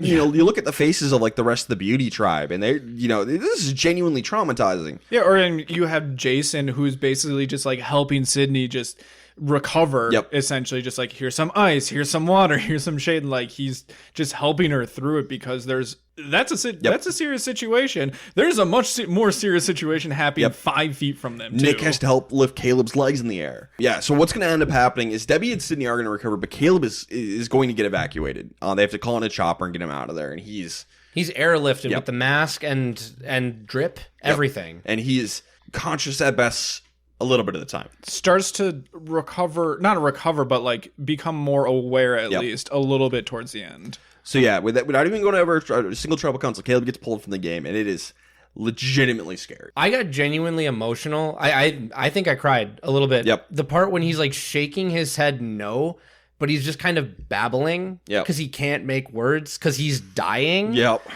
I'm just like, oh, this is tough. And then of course they cut to like Julia and Ty and like everyone is just and Sydney's still crying because like, she's recovering, and I'm just like, holy wow. Anna's reaction to learning Caleb's being pulled is genuinely heartbreaking. It is wow. This is wild. And then Ty like, wait, he's gone? He's done? Poor Ty, man. And I agree with Derek that this was, I don't know if I should say a better watch, because it just feels weird saying it like that, but I feel like when we watched it live, it went so fast just because you've never seen it before. But knowing what's going to happen and being able to really pick out everything, like this time around, I specifically remember Jeff's face when he calls in all personnel, basically everyone's essential. Like you could see it leading up, not just when he was talking and made that command basically, but leading up to that,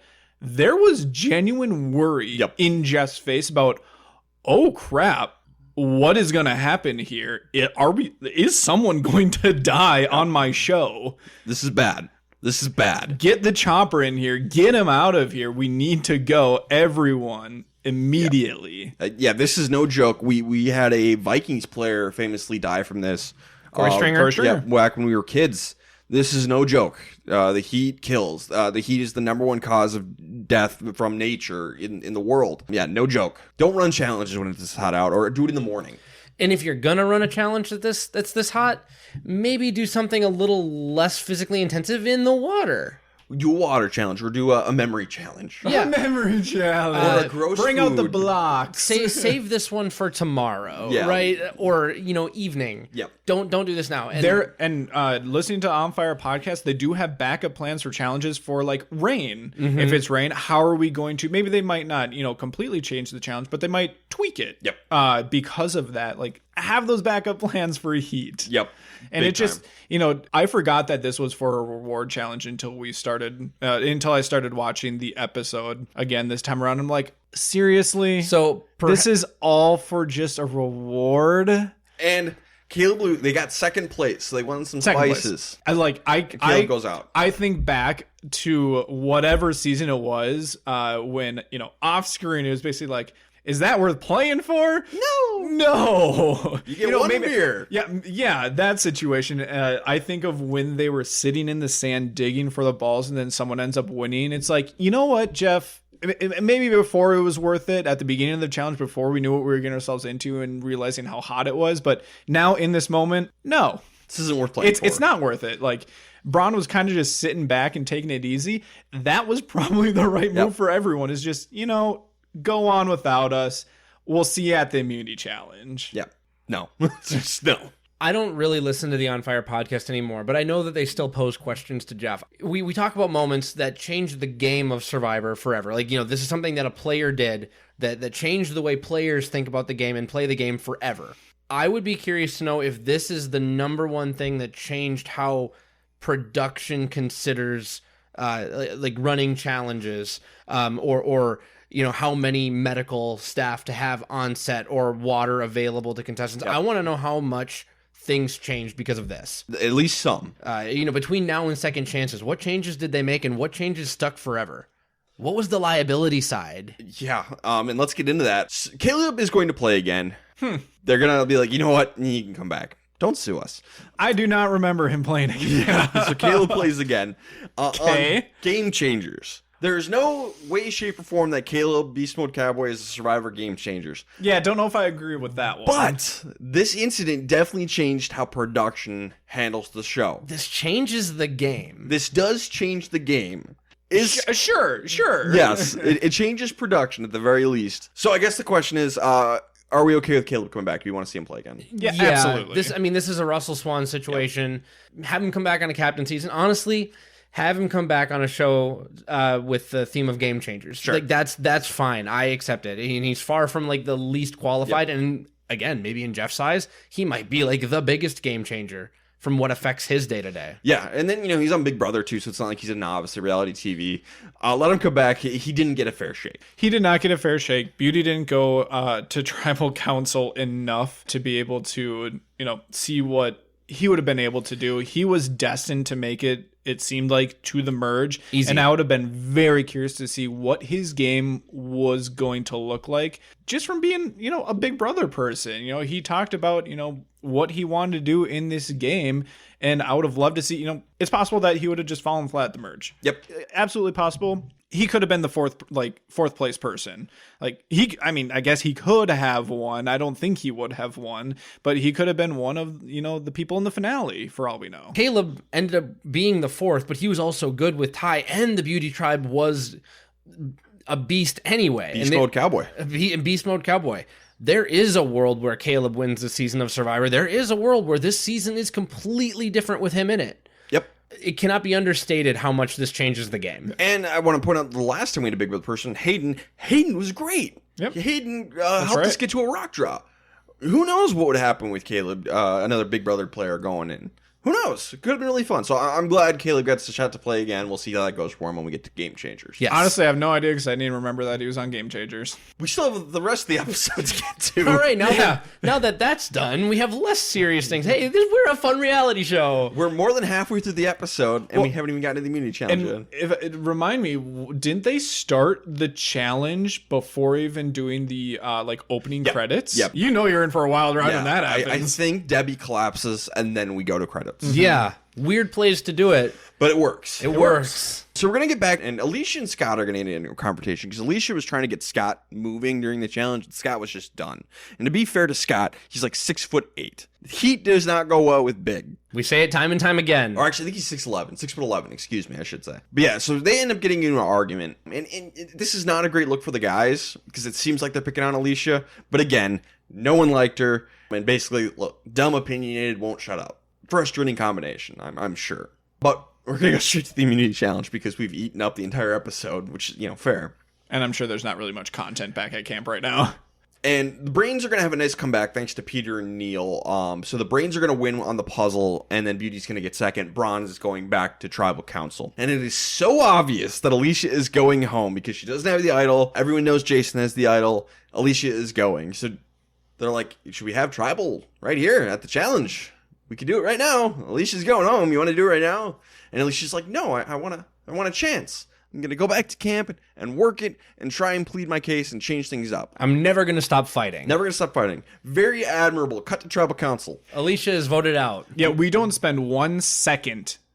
Seriously, we do not spend a second at camp. We dissolve straight from the challenge to Tribal Council. Yes, we do. It's wonderful. And even at Tribal Council, Jeff's like, Alicia, I don't think you have a chance at all. I don't think I've ever seen somebody with less chance of surviving a Tribal Council. And yet I'm rooting for you. I'm rooting for you. Yeah, it's really funny.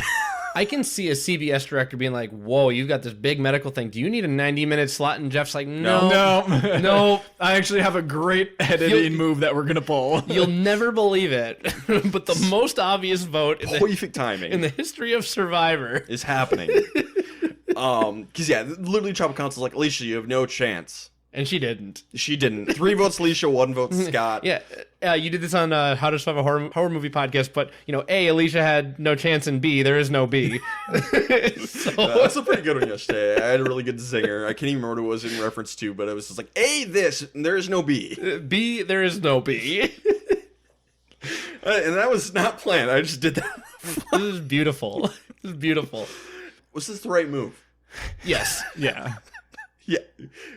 Nobody likes Alicia. She's the weakest member of your tribe. Get rid of her. And you got a tight 3 remaining. You got a tight 3. Come on. I am so curious what actually happened back at camp. Like, did she try? I'm sure. And, like, what was her move? And, like, because there's no chance that she had any movement with anything she was trying. And, it's pretty worthless content, I'm sure. Yeah. But I'm kind of curious. So, Josh, you say you're curious. I have to say I'm not at all. I am not at all curious about what happened back at camp. There's probably no scramble in Survivor history that I need to see less than that one. All 3 of them probably just stayed in the shelter the entire time, and then Alicia was just sitting there like, come on, guys, talk to me. No. Remember when I made the fire? Good times. Good times. Good times, guys. Thanks for that. Hey, remember when you voted out Jenny instead of me? And Darnell instead of me? All right, let's get to best and worst player of the episode. Technically, we can do 2. I will not be doing that, you guys. I'm assuming we'll not. But technically, we have the option to give out 2 best and 2 worst if you would like. I did not. Josh, who's your best player of the episode? This was such a weird one. So I gave it to Joe. I had a really hard time figuring out because I didn't think that there was like any good people here. So I gave it to Joe because he was the one who recognized that Debbie was having a medical emergency. Debbie was trying to say like, no, I'm fine. I just need to rest. And he's like, no, I'm calling medical over here. And just because of everything else that ended up happening throughout the rest of, the whole medevac situation, I'm like, you know what? Good job, Joe. And again, there wasn't really anything else here. We basically just had 2 challenges and a tribal council, and that's it. So I gave it to him. So I ended up giving mine to Sydney because the right move was made in getting rid of Alicia. It was so right that we just kind of yada-yada through it. Even the show did. Even though Sydney did not like Alicia, she at least did not get confrontational with her, unlike Jason and Scott. So, yeah, it doesn't really matter, but let's say we were at the jury phase. There's a twist, and the Premerge people are going to be on the jury, or there's Edge of Extinction. Whatever. The outcasts. Whatever. At least Alicia does not hate Sydney, and Sydney was at least mildly nice to her on her way out the door. So for not being confrontational and being for the most level-headed of the Bronze, who made the right move, mine is Sydney. I've done it every single time we have very serious moments on this podcast. I'm going to continue with the trend, and it's actually closer to Josh's than your reasoning, though I really love Joe, particularly because medical was already mobilized when the more serious incident occurred. And precious seconds matter when you're talking about this stuff. So, like, weirdly enough, the old guy, who's been around the block, and, like, I'm not trying to be ageist here, but, like, he recognizes when someone's in trouble, got the right level of mobilization happening for when the emergencies started, when the dominoes started falling, not to, like, literally speaking, but... Helps that he's an FBI agent, has probably seen a medical emergency or two. I went a slightly different direction. I gave it to Jason, actually, because of how well he handled Sydney, and medical really did rely on him to handle Sydney as they all tended to Caleb. He was the one putting like ice and water on her. He was holding her legs up. And then after the challenge, I thought he had a really good answer to a question Jeff had asked. He was like, Jason, what do you do after you do something like this? Could you turn around and vote Sydney out tonight? And Jason said, when you're talking about stuff like this, it's beyond the game. We're all family out here, and we're not going to talk about this. So he kind of turned it on Jeff a little, like stop trying to turn this into like a lesson we can learn, because this is not a lesson that we learn. Like, we have to go do a thing, but that's not what we're doing. So I gave it to him because I thought it was the right answer, and I really like that we got to see the side where he's genuinely helping. And you know what? He'd have done it for Alicia too. I know that he would have. Yeah. So I gave it to him for, I think, just being the most helpful, and then just kind of shutting Jeff down where I don't think that was a very good question that should have been aired. So I give it to Jason. I don't hate the question from Jeff, but I like Jason's answer, I guess I would say. I think it's a fine question, yeah. Yeah, it's something you can talk about, I think. But I'm glad Jason kind of is just like, this is real life at times. This is one part of the game. For worst player, I'm not going to give out one at all, even though I can give out 2. But I don't want to give out any. You could talk about Scott and Jason for the way they treated Alicia. That's a whole thing. Alicia's out of the game. Doesn't matter anymore. Like, they got rid of the person they could not get along with. Cool, good enough. So I'm not going to give out a worst player. Yeah, I thought about Scott just because, like, okay, Jason had this good moment at the challenge or whatever, these moments.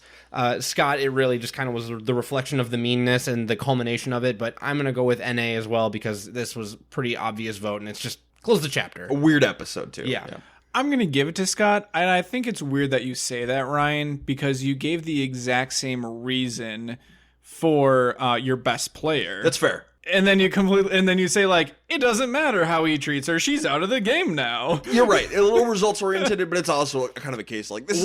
What if she's on the jury, Ryan? What if it's an outcast twist? You Ryan? make a good point. You make a good point, and totally fair. But this is also a case where it's a weird episode. It's just like, I understand. I'm grabbing for something, and there's something negative with Scott, so I'm gonna give it to him. Yeah, I think that's fair. I'm not gonna fight you on it at all. I'm not going to fight it. I have nothing against you, Derek. I will give a dishonorable mention, Scott, but I won't give him worst player. No, I do not accept your dishonorable mention, because if there's a dishonorable mention, he should be the worst. No, I won't do it. Not this time. We're allowed to be a little principled here. Or a little unprincipled. Yeah, Ryan has no principles. We're loosey-goosey. I have principles, He just goes against his principles. Episode 5, The Devils We Know. So Peter's going to try and work on his social game by playing doctor to the various injuries on the tribe. Doesn't really work, but hey, at least he's trying, I guess. Sure. He's trying. And while this is going on, Neil is going to find the brains idol. So all the idols are in play now. But we're going to do a tribe swap. We're going to move from 3 tribes to 2 tribes to 6, and then 1 person, because of weird circumstances. Even Jeff is like, the original plan was 2 tribes to 7. We can't do that. Something happened. So we have to improvise. The 1 person who gets the red buff is going to the Brawn Beach on their own, basically Exile Island. But there's no idol there, and you're just kind of stuck there. And I appreciate this because for anyone who says that Survivor is scripted or they change things throughout the season in order to like make it more favorable for other people or to change this based off of, the moves that people make, like, here is case A of why that is wrong. Like, because they could have changed so many different things and they didn't here. It's like, no, we wrote this in at the beginning of the season. Like, this was, the script of the season is to have a split here, have a swap here. Oops. And they are required to have this plan legally set ahead of time. Yeah, this is with like the gaming committees, specifically with like if there's going to be a tribe swap, you need to talk about that beforehand because you could say, oh, if there's a favorite, then you would swap to give them a better position if they're bad. You need to have this stuff set. So I kind of like this little peek behind the curtain, do like, we got a peek. We gave you a peek in the last episode behind the curtain. Here's another one. Yeah. Just as a treat. But yeah, so the split is going to be, all right, so we're going to go to Chanlo and Gondol. Totang is done. But the new Chanlo tribe is a 2-2-2 split, which is very fun. We're going to have 2 brain members staying here with Debbie and Neil, joined by 2 Brawn with Sydney and Jason, and 2 Beauty, Michelle and Nick. And then Gondol, the new Gondol tribe. 2 beauties are going to stay here, Anna and Ty, 1 Brawn and Scott, and 3 brains in Aubrey, Joe, and Peter. An episode that lives in infamy, at least between me and Josh. We'll get into that in a minute. And then Julia is going to be sent to the Tochong Beach all by her lonesome. This poor 18-year-old girl is just stuck on a beach by herself. You know what, Julia? Sometimes the real world sucks. I was thinking about it. If Julia played again today, she would be like 28. 29. Yeah. Wow. Yeah, this is kind of an infamous episode for us because when in our Facebook league or our Fargo friend group college league that we do, in that league, Josh had Michelle and Derek had Anna. And basically it was like it came down to the immunity challenge because Julia is going to end up going to the losing tribe. Whatever tribe loses immunity, they're going to vote somebody out and Julia is going to take their spot. Well, obviously they're going to get rid of a beauty, probably a girl.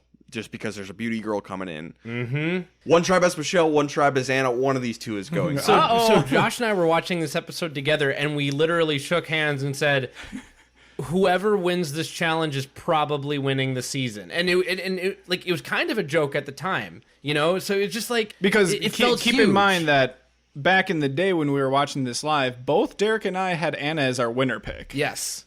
Like, just overall, if you could pick anyone, Anna was both of our winner picks. But Derek got her first, so Josh, later, he got in at picking Michelle. Yeah, kind of de facto, because he liked the beauty alliance that was made on episode 1, So yeah, that's where we're at. But Julia is going to join the losing tribe. So over on Gondol, Peter is going to tell us he wants to stick with the brains. What? Why? Peter? Why not? This is very surprising to me. Like, on paper, yeah, that would make sense. But with their history, no, Peter, it's time to flip and join Ty. Get to know them first, but then try and join Ty, Anna, and Scott and get that 4 together and take out an Aubrey and a Joe. I think everyone is just so laser focused into it having to be a beauty that goes home. Yeah. But it doesn't have to be that way. It does not have to be. The Julia effect is real here. But his plan is to pull in Aubrey and Joe, obviously the other brains, then pull in Scott and make sure a beauty goes home in case Julia joins them. Yes, on paper, this makes complete sense, but Survivor is not a game played on paper. There's a lot more going on here. I mean, just look at the three of you brains, like Peter, Joe, and Aubrey. Like, if the roles were reversed, like, would you be afraid of, the three of you ganging up and taking out everyone else? Not really. You guys are pretty divided and fractured here. Maybe the beauties are the same way. It doesn't seem like they are. But they haven't been a tribal council. But maybe they are. And we're going to get, so Ty lost his bromance partners. He's going to get a new one in Scott. This is also pretty fun. Scott and Ty hanging out. It's a good pairing. Not as long lasting post game, I don't think, but, this is still fun. Yes. On the other tribe, Chonlo, Debbie wants to pull in Jason and Sydney and with the same plan, take out a beauty in case Julia joins them. So get Braun and Brain working together to take out the beauties. Nick wants to pull in Jason to take out the brains. He's scared of the brains. They're smart. So basically, Jason and Sydney, because of the bronze, maybe a little underestimated in terms of how they've played the game so far. Their tribe hasn't been very good. There's only 3 of them left. They're in a great position. Everyone wants to be friends with the jocks. Anna, she knows she's in trouble, so she's going to try and throw Ty right under the bus and tell everyone like he's been searching for an auto like crazy. Yeah, that's fair. You have to do something. Yep. I would have liked her to do it a little bit more subtly, because she does it to literally everybody. Maybe just do it to like one person or like a pair of people if you're talking to them. But what can you do? Dire straits. Yeah, it feels like the beauties all knew because one, they're the only tribe to have not had to go to tribal council. They are down a member, but people are like, okay, well, we need to actually make sure one of them goes home the organic way. Yep. And then again, just the way the numbers bore out with Julia coming in. It felt like that was the writing on the wall. But like we said, I wish that Anna would have maybe explored something else. Why not try and take out Scott here for some reason, any reason? Yeah. And maybe she did. And Scott's the biggest guy in the season. Maybe not Scott, but maybe Joe. Well, I'm just picking a reason here. But I do think her throwing Ty under the bus is good for her. Makes sense because maybe they'll split the vote and try and take out Ty because he's got the idol. That buys her a day. But at the immunity challenge, Chonlo is going to win because Neil and Debbie annihilate the puzzle, destroy the puzzle. Real brains activity. Yeah. It's Anna or Ty going home. One of the beauties is going home. And the group is leaning Anna. And at this point, I had saluted goodbye to everybody that I was watching Survivor with. I shook Josh's hand and said, good game, because we were like, it's either you or me tonight. Yep. Yeah, Anna's going. She's seen as the bigger threat than Ty. Overall better player. She's going. Ty considers playing his idol on Anna to blindside Peter because he does not like Peter. I'm noticing a trend. Maybe not the best use of an idol. Yeah, maybe not the greatest move, but, It would have been funny. It would have been really funny. And he's going to tell Anna and Scott, like, hey, I have the idol. I can save you. And we can just get rid of Peter because he sucks. Because at this point, like, we still don't know what Scott's going to do. Like, what's Scott up to? And, the whole, like, it wasn't really mentioned during the episode, but thought came to my mind. It's like, if necessary, they could force a tie if they really felt like they needed to take down a brain. Yep. For example, it's like, what do we have to lose? You guys clearly do not like Peter. We all know that you don't like Peter. So if we force a tie, are you really going to go to rocks for Peter? Or is Peter really going to go to rocks for Aubrey or Joe? True. Like, where is that weak link in the go to rocks chain? I think it's Peter. I think if anyone is going to not go to rocks, it's Peter. But Aubrey, she tells Scott that Anna is going. That's locked in. So Scott's like, Ty, save your idol. Don't play it because it's going to be Anna going tonight. And you could say that. And we use it for a rainy day because Scott knows where the Braun idol is. Jason has it, and he knows about the super idol twist. So he wants to know where 2 idols are, keep him in the game, and use that to his advantage later on. So that's Scott's agenda here to stop Ty from playing the idol and let Anna go into the night, which is exactly what's going to happen. Tribal Council, 5 votes for Anna, 1 vote for Peter. So, like, the question is, was this the right move? But, like, I want to, like, rewind so far back, and I bring it all back to Peter. Why did he not get with Ty, Anna, and Scott to target Joe or Aubrey? Like, that is the right move. And they talked about it. Yeah. What was Peter thinking? Take out Joe, take out Aubrey. Your pick. Doesn't really matter. Why did Peter not go and flip on the brains? It doesn't make any sense to me. It felt like Peter was still tail tucked from Liz going home. And obviously he's not good at building social bonds. He's probably not very good at first impressions. And everyone came in with this notion that the female beauty needs to go. And he's like, you know what? That's not me. And that's better than I was doing before. That's better than yesterday. I'll take it. If he wants to win the game, I think you're right. But I think right now, Peter's no longer thinking about day 39 moves like taking out Neil today. He's thinking about, oh, I'm in trouble. I'm going to just make it to tomorrow. Yeah, which is the wrong attitude to have in a swap situation. It's kind of the game reset, so you really need to rethink everything. Well, also, you're not at a merge yet. So Yep. Peter still, even though he didn't make some great first impressions, you haven't completely burned it with somebody like Ty. Yeah. Get rid of these people that have an impression of you, like Joe, Aubrey. Like, then you've got a clean slate with everybody else, at least with camp life. Yep. That makes sense. So yeah, I think probably Joe should have been the person to go. Well, it's that for Peter, it should have maybe been Joe, but for everybody else, I think Anna is just fine. Well, I would say, because for the other three, I was talking about, like, because there was a point in the episode I'm like, this just does not make sense. It does not make sense for Ty, Anna, like even Scott, because it feels like he could be like on the outs if they're left in a minority with the brains. And I know, Julia's going to be coming in, but regardless, like you should be okay or even like want to get out a brain here. So if Peter was willing, it would make sense. If Peter was willing to go along with it, those other ones absolutely should have taken out a brain. But if the Bronze and Brains were scared of the Beauty Tribe and they talked about this, I'm just saying I don't have enough evidence here to say that this is the wrong move. I do have enough evidence. you guys can go ahead and Josh, you can plant your flag with Ryan on this hill that this is the wrong move. But to me, there's a reason that everybody wanted like a Beauty out. And I don't think it was just because Julia was coming in to replace them. I think that people were scared of the Beauty Tribe before the Caleb Medivac, and I think even a little bit after the Caleb Medivac.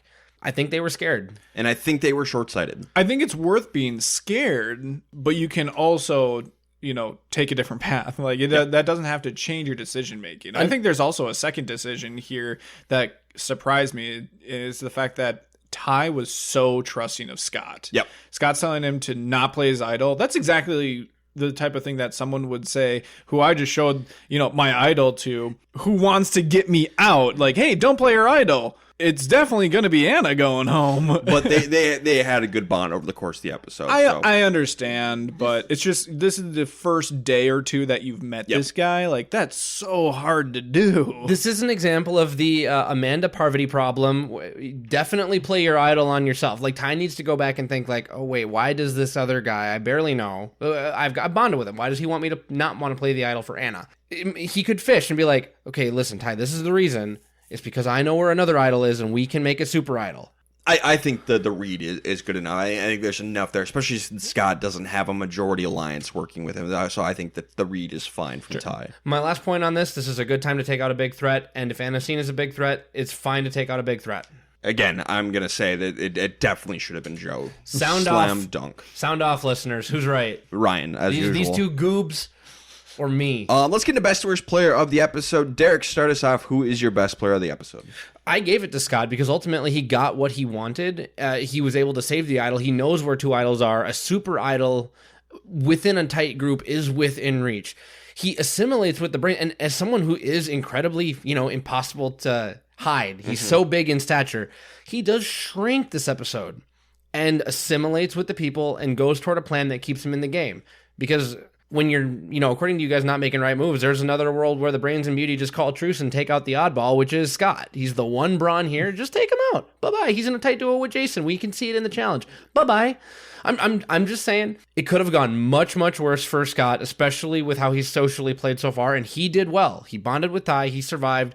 He knows where two idols are, and Anna went home and not him. Give it to Scott. Honorable mention to Scott, especially that last point. He seemed like a completely different player this episode than anything else during the rest of the season, just because he got along so well with Ty. I'm going to give it to Ty as my best player just because I would not have been able to do what he did. I don't think I would have been able to hold on to the idol after someone like Scott tells me, hey, don't play your idol tonight because it's not you.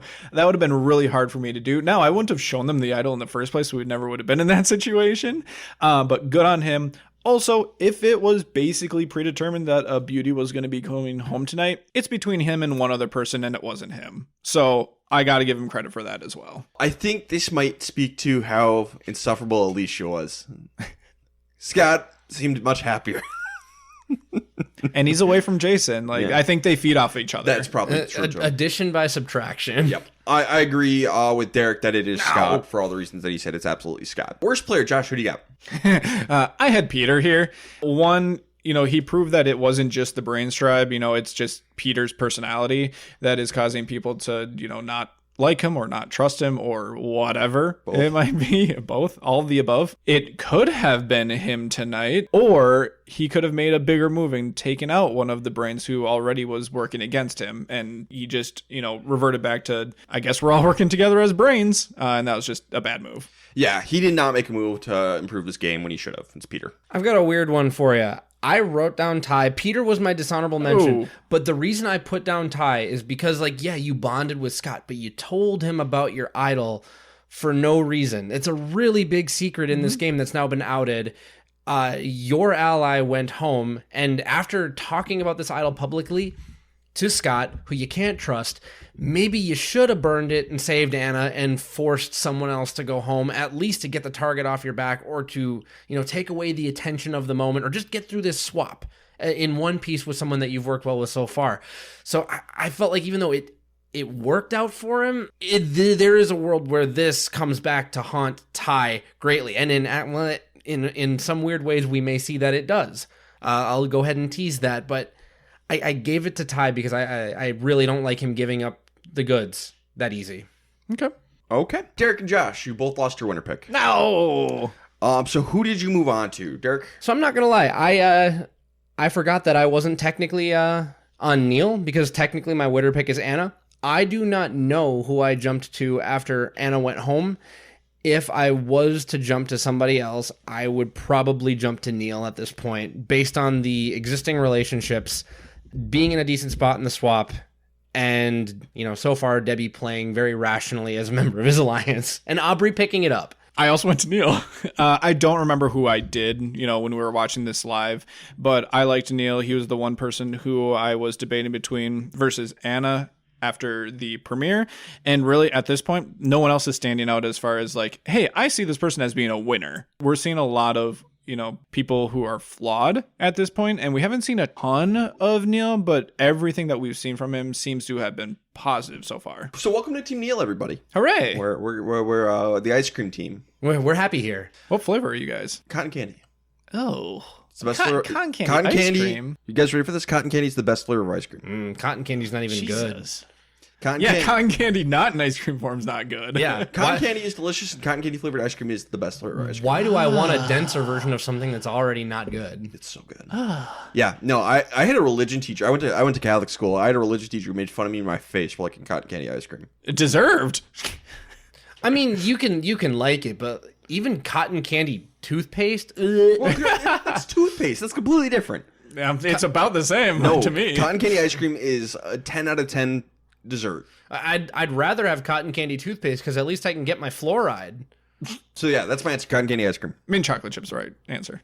No, just chocolate chip, just cookie dough. No, cotton candy. Yeah, solid. Keep it all to myself. I think I met maybe one other person in my life who likes cotton candy ice cream, and they're right, and everyone else is wrong.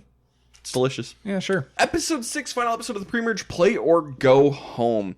Peter wants to flip on Joe and Aubrey, and where was this last episode? And he goes and talks to Ty and Scott about it. It's, bro, you last time, baby. What are you doing here? It's almost like Peter's not very good at Survivor. What? No. We're also going to get just a scene of Debbie and Nick hanging out, and both of them think they're playing the other one, but it is really fun to watch these two interact because they're just such weirdos. And Debbie obviously has a crush on Nick, but doesn't want that to affect her emotion. Nick is like, I know Debbie's got a crush on me, and that's cool. I'll use it to play her, and it's just really fun watching these two people who both think they're the smartest person in the room, and neither of them are the smartest person in the room. It's just a really fun duo. This sounds so bad because I've never heard anything bad about Nick on a personal level. There, who knows? It's just kind of douchey. But on Survivor, the way the season plays this out is this is the battle of the mediocre. It's a race to the bottom. This is the act before what happened, the main event at the Coliseum, right? This is the opening band, right? These are two really fun characters. Just watching them hang out is great. The two Stooges. Yep.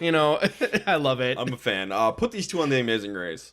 Actually, maybe not Debbie, because she said some not great stuff post-Survivor. But before that, I would have, right after Koah Rong finishes a Nick and Debbie Amazing Race season, I'm on board. It bears saying, at this point in Koah Rong, I am fully on board whatever happens with Debbie that she comes back. Yes. At this point in Koah Rong, no matter what happens...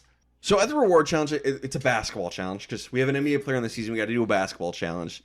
Ends up being a pretty close showdown between Scott and Nick, but Scott wins it. But it is worth mentioning that, of course, we're going to do a basketball challenge. I can't wait until we get another NHL player and we have a hockey challenge. Survivor producers are so happy that Scott hasn't been voted out yet. Julia's going to join Gondel at this point. And she is recruited by Peter to join forces against Aubrey and Joe. And Julia's just like, I'm just happy to be included. Someone wants to work with me. I've been alone for so long. 3 days. This is great. Michelle and Debbie are going to bond. First time we've seen Michelle in a minute. But yeah, so we get Michelle. Michelle had a bad performance at the reward challenge. Part of the reason they ended up losing. But she and Debbie are going to bond. And, Debbie's going to help cheer up a little bit. And they talk about taking out Jason because Debbie doesn't really like Jason. Not the first time we've heard that. And so Michelle goes to talk to Nick about it, like, hey, like we can do that. Nick is so condescending to her and just like, girl, let me mansplain this to you. It's like, look up mansplaining in the dictionary and that's this. Yeah. And she knows. Yep. And he's like, we got to stick with Braun and we got to take out Brain. And Michelle is pissed, but she lets it go. And she's like, you know what? I'll just let him do his thing for now. And I'll get him back later. Yeah, two confessionals. She says, something along the lines of, Nick wants to have control and he wants to tell me what to do. And, he just, wants to do his thing. And I'm going to let him because that's the best thing for my game right now. I don't need to, work against him. Michelle will remember you said that and never interrupt your enemies when they're making a mistake. Yep. Yeah. If you can tolerate that kind of BS, especially from the big macho guys, if you can tolerate it and use it against them, would recommend. It's usually going to work for you. It's usually going to work. I love that Michelle is a bartender because that she has seen 1,000 Nicks, 1,000 Jasons, maybe only like 100 Scotts because he's like 7 feet tall. Yeah. But and two Debbies. No, she has seen hundreds of Debbies. The Saturday afternoon volleyball league at her bar, you're right. They're all Debbies. Depends on which shift she's working, but she's seen plenty of Debbies. So I think bartenders are so well suited for Survivor, truly, especially with like the patience aspect. So if you're a capable bartender, apply, man. Yep. And maybe don't tell people you're a bartender, honestly. You know who else is a bartender? Malcolm. Yeah.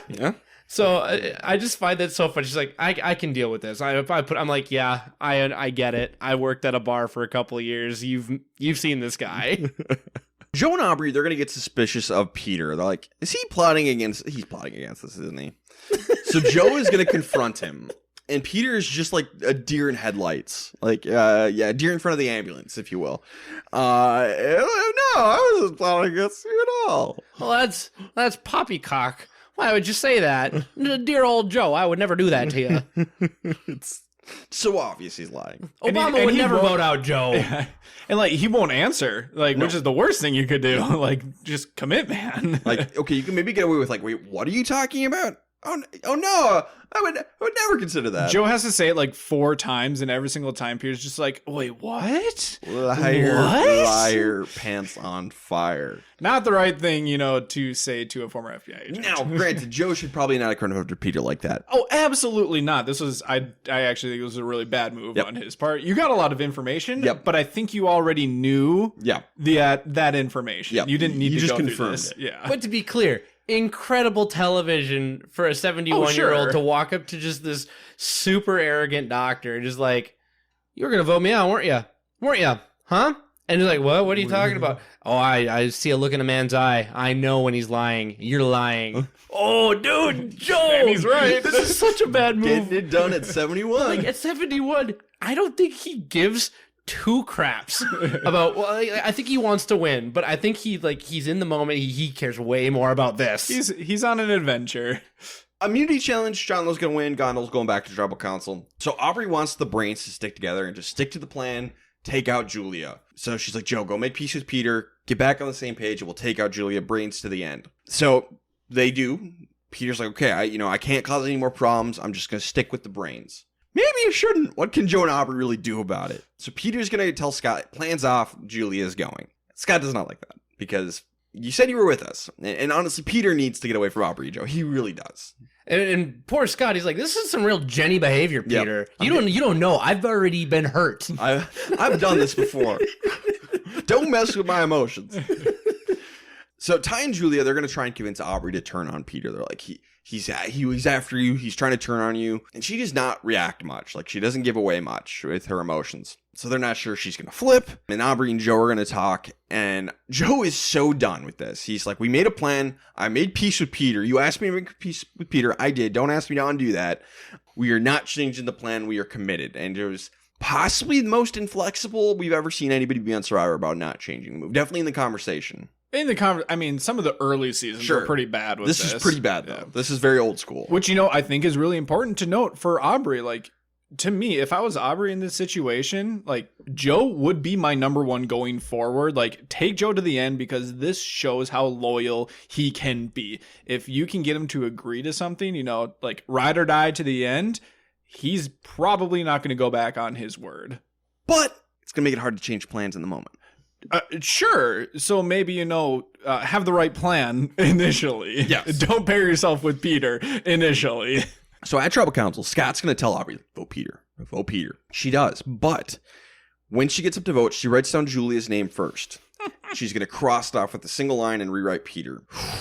Scott and Julia will remember that. And that pisses them off. It's not, minor spoiler for the post-merge, but this is important to talk about. This is bad for Aubrey. Julia and Scott are very pissed about the fact that like she was so wishy-washy, and like they remember that. They don't like it. It sours their taste on Aubrey a lot going into the post-merge. What's funny though is a different player in a different circumstance.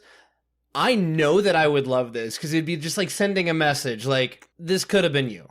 Yep. This could have been you, and it wasn't. I'm just letting you know that you didn't have the power. It's not generally a good move. It's not a good move. It's not a good move. But it'll probably feel good, but it's bad. But like, I can just think of a moment where it would play so much better on TV. But Aubrey has been so quiet and reserved so far in the season that for her to do this, it's like, did you even consider the optics of just doing like one line through that? Yep. Yeah, maybe it would have been better to try to like black it out more. Or grab a new piece of paper. She absolutely, she just talked about it in interviews. I could have grabbed a new piece of paper and I should have. Oh, they do have extras. Yep, okay, extras. I was thinking about it, I'm like, okay, do they only have a specific number of like papers so like someone doesn't try to vote twice? Like obviously you'd be able to catch that. And even if they did, rip it into pieces. I mean, they can't use it. True. What are they going to do? Just oops. They might yell at you, and you won't be able to get away with it again, maybe. But, game changer, baby. Game changer, baby. Yeah, you got to commit. You can't have your cake and eat it too here. Julia will remember this. Scott will remember this. It is 4 votes for Peter, 2 votes for Julia because Joe was unwilling to flip. So Aubrey ended up joining Scott, Ty, and Julia to take Peter out of the game. And again, all this could have been avoided if Peter just stuck with his original plan here, gone with the minority group, and taken out Aubrey or Joe. Probably Aubrey. She's the better player than Joe. Peter blew it. Again. Once again, they could have gone for the split. Yeah. They could have split in once again. Like, do you want to go to Rocks for this guy? Yep. Probably not. They absolutely could have gone for a split, and Peter, Aubrey, and Joe, they don't stick together. I don't believe it for a second. Yeah, Joe might go to Rocks. Do Aubrey and Peter go to Rocks for each other? No way. And when you're desperate and you're in a minority spot like Scott, Ty, and Julia are, you might. Yeah. Peter blew it. Peter's bad at Survivor. Oh, shocker. So here's what we've learned today. Peter is bad at Survivor. I was actually sad that he went out like here, because I wanted to give him worst player of the pre-merge so badly, and I didn't remember when he went out, and I'm like, no! Yeah. One more vote, man! Yeah, so Peter's ineligible to win worst player of the pre-merge in the season, and he would have if he wasn't voted out here. Bring him back. He was great.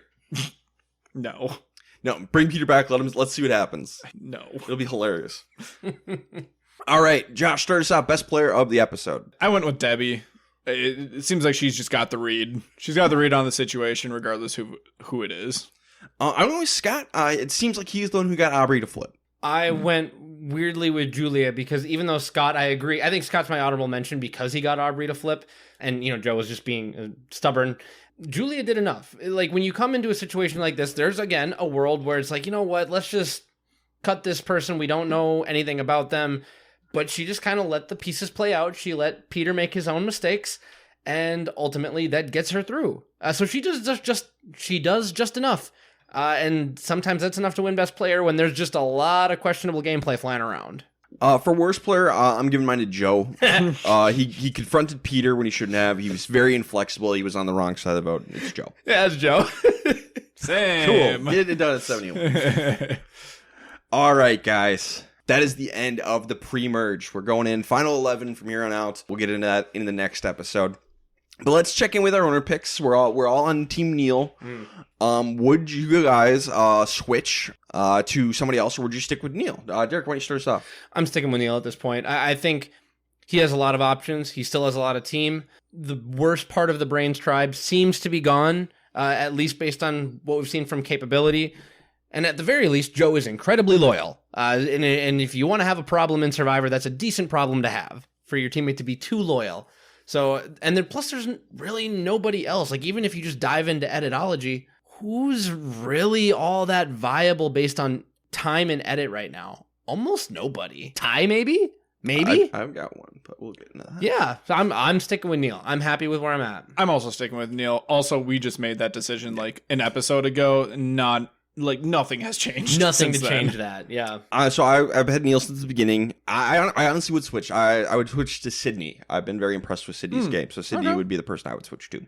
Honestly, she's kind of like a Neil right now. Yep. Just has been through the fire more than Neil has, I think. True. Which brings us to best player of the pre-merge. As a reminder, for both best and worst player of the pre-merge, anyone who's been voted out already cannot win. We cannot give Peter best or worst player of the pre-merge. Or anybody else who's left, but mainly Peter. Josh, kick us off. Who's the best player of the pre-merge? I struggled with this one. I'm going to give it to Debbie. I did not think that was going to be the case going into this. She shocked me on the rewatch because I remember being, not a big Debbie fan the first time around. And I'm not saying that I'm a Debbie fan by any means. I don't think I would like to be on the island with her, but she really surprised me here in the pre-merge. I don't like her philosophy when it comes to, she almost like puts herself in a position to start behind everyone in this race to the end. But, I think there's something to say about being an older woman and knowing, how you might have to play the game. And she puts herself into positions where she's being underestimated, but she's still having influence within the game on her tribe. So it's just been her a little more under the radar, I think. I gave Debbie an honorable mention.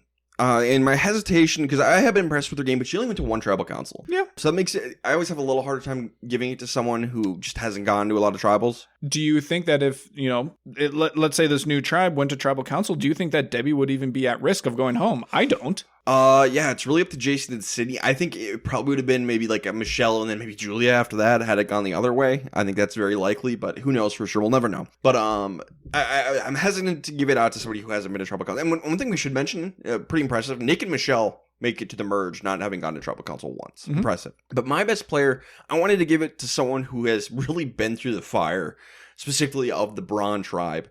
I want to give it to Sydney because she's just got a clean, level-headed social game, solid strategic game, great physical game, and just the way she's made it through everything so far has been impressive. So Sydney is my best player of the pre-merge. Yeah, depending on how you look at quality of pre-merge, I'm going back to vintage Derek on this one. Who do I think has themselves in a very strong position going forward and has played good on all fronts that have been presented? Because you never know which game of Survivor you're going to be presented with. I'm going to give it to Neil and say that he has the most options going forward. I love that Debbie gets the shout out.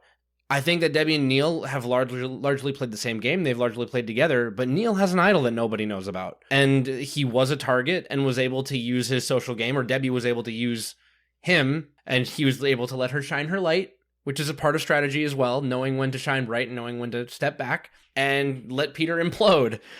So I'm very impressed with Neil's game so far, and I'm excited to see where he can take this in the post-merge. All right. Worst player of the pre-merge. For me, it's Joe. He's been grumpy and inflexible. I'm going to give it to Jason, and I'm only going to do that because I think he is very difficult to live with. I'm not saying that he's a bad guy. I'm saying that on a show like Survivor where you need to be reserved and a little bit more careful, especially in your outward presentation. I think he is unabashedly himself. And I think that he is a guy you want to have as your friend in real life. But on Survivor, I don't think it plays very well in terms of that social game. I don't like some of the look with Alicia, even if Alicia is a part of the problem. When you're looking at power dynamics, and I don't like to take it to like gender power dynamics, but like there was two very large men against like one of the smallest people to ever play Survivor. The look just isn't good. It gives me pause. So I'm going to give it to Jason. I think Joe's a fine dishonorable mention, but at least Joe, again, he knows that he's 70, 71. He knows what strengths that he has to play to. And he did get himself out of the bind that he would have been in with Peter and Aubrey early on. Like with Debbie, I'm saying. So enough to keep him out of worst for me. I think both those are good options. Oh boy. But I'm going to go someone different. I love it. I'm going Nick here. He's arrogant. Honestly, that's the biggest part. And the thing that I think of him is if they would have gone to tribal council more, I think that he's basically Peter. Mm-hmm. Like he could very much just be the same thing as Peter, where he thinks he knows what's going on. He really wants to like make his voice heard and control people or control a vote or whatever it might be. You know, he has his nickname for a reason. And I think that he's mostly just lucky to be around right now. If Beauty would have had to go to tribal council at any point here in the pre-merge, you know, let's ignore the fact, or I guess if there wouldn't have been a medevac. Yeah. And they would have gone to a tribal council, I think he would have been the one to go home. I don't think he has anyone that he's in a close alliance with right now. So I think he's one of the worst people set up for the remainder of the game because of that. It's a similar thing for me with, I couldn't give best to Debbie. Just Nick hasn't been in tribal council. We haven't gotten to see the rubber hit the road. That's my hesitation. And yet I can tell he's a bad Survivor player, even though he hasn't been to tribal council. My thing with Nick, for all his flaws that you pointed out, and I'm not going to deep dive because they're probably correct, he's self-aware. And self-awareness is a really good thing to have in Survivor. Because remember when he's like, people accuse me of having no emotions, being kind of a robot, being pretty cold. Yep. Mm-hmm. Okay, but act on that self-awareness. I'm just saying, yeah, self-awareness. All right. Any other thoughts going into the merge here? Don't work so hard on reward challenges, folks. Is it worth it? Coffee ain't worth it. On that note, how's the weather report, Derek? Miserable. Miserably hot. We're in Cambodia. We haven't talked about the bugs, but they're there. Bug in the ear for Jenny. This has been absolutely brutal. So brutal, in fact, that I am positive production took lessons and possibly reconsidered their liability issues as a result of what happened on Cambodia. Reminder, we're never going back to Cambodia. Yeah, and after this season, we're going to go to Fiji and stay there forever. Like, we were going to film this one in Cambodia, back to back, and then we're going to go to Fiji and never leave, because that's sucked. Last thing we had to talk about is the most memorable moment of the pre-merge. I wonder what it's going to be. I wonder. Josh, take us through it. You know, honorable mention first before we get to the one obvious one. It's the bug in the ear. That is the one that pops out. Sure, will there maybe be a little bit more now that I've watched this a second time with, you know, getting the idol, the fight between Jason and Alicia in order to get the idol. Yeah, maybe Ty climbing up the tree stands a little bit out more to me now, where he gets a bunch of like the bloody chest and the bloody feet. Jenny's meltdown at tribal council where she stands up. They'll stand out a little bit more now. Yep. The dissolve straight to tribal with Alicia. Yeah. And Liz and Peter's takedown with Liz getting voted out. I think that's a great one. Just Peter in general, maybe it will stand out a little bit more. But I think there's one other one. Yeah, it's Anna getting voted out. Yes. Oh, yes, that's right. So, Josh, what is the most memorable moment of the season? I mean, it's the medevac. Yeah. Like, come on. And like, we were really close to having more than just one person medevaced here. Maybe if they had more than one helicopter, they would have. Yeah. Who knows? It's the entire sequence of how serious it was. I was on the edge of my seat and I knew exactly what was going to happen. That's incredible from just the story, the production, like everything that was going on here. Not to mention just the look on Jeff's face, especially of just, oh crap, like everyone, this is serious. So it's not even close, obviously. And it'll probably win in the post-merge too. Yeah. Probably. There's one moment that comes to mind to me for the post-merge, but you know, it might be the medevac here. All right, let's wrap this up. So next time you hear from us will be the post-merge of Koah Rong, which I'm very excited to get into. This was really fun setup. We'll see where it goes next. Guys, what should we plug today? Well, you can find us on Blue Sky. And then reach out on Spotify, leave a review on Apple if it's a 5-star review and it's appropriate. We will read it out on the podcast. Otherwise, happy to see you guys in the in-time off season. We're in between 47 and 48. And we're just continuing with the Rewind series. Thanks for joining us, Josh. Shout out to the person who reached out to us on Instagram DMs, basically like, hey, I'm excited for Koah Rong. When's that coming up? Here you go. Here it is. We took a break during over holidays and just got started up here in January. So we didn't hop into it right away after season 47. But here it is. Here it is. When you're listening to it, we have recorded this 2 weeks ago. Yep. So 2 weeks. I gotta. It takes time to edit these things. Yep. And that person messaged us literally 2 days ago. So his internal clock was going for Koah Rong. Yeah, he was ready. He was waiting. I think we all were. This has been the Castaway Consultants. Got nothing else for you. Good night.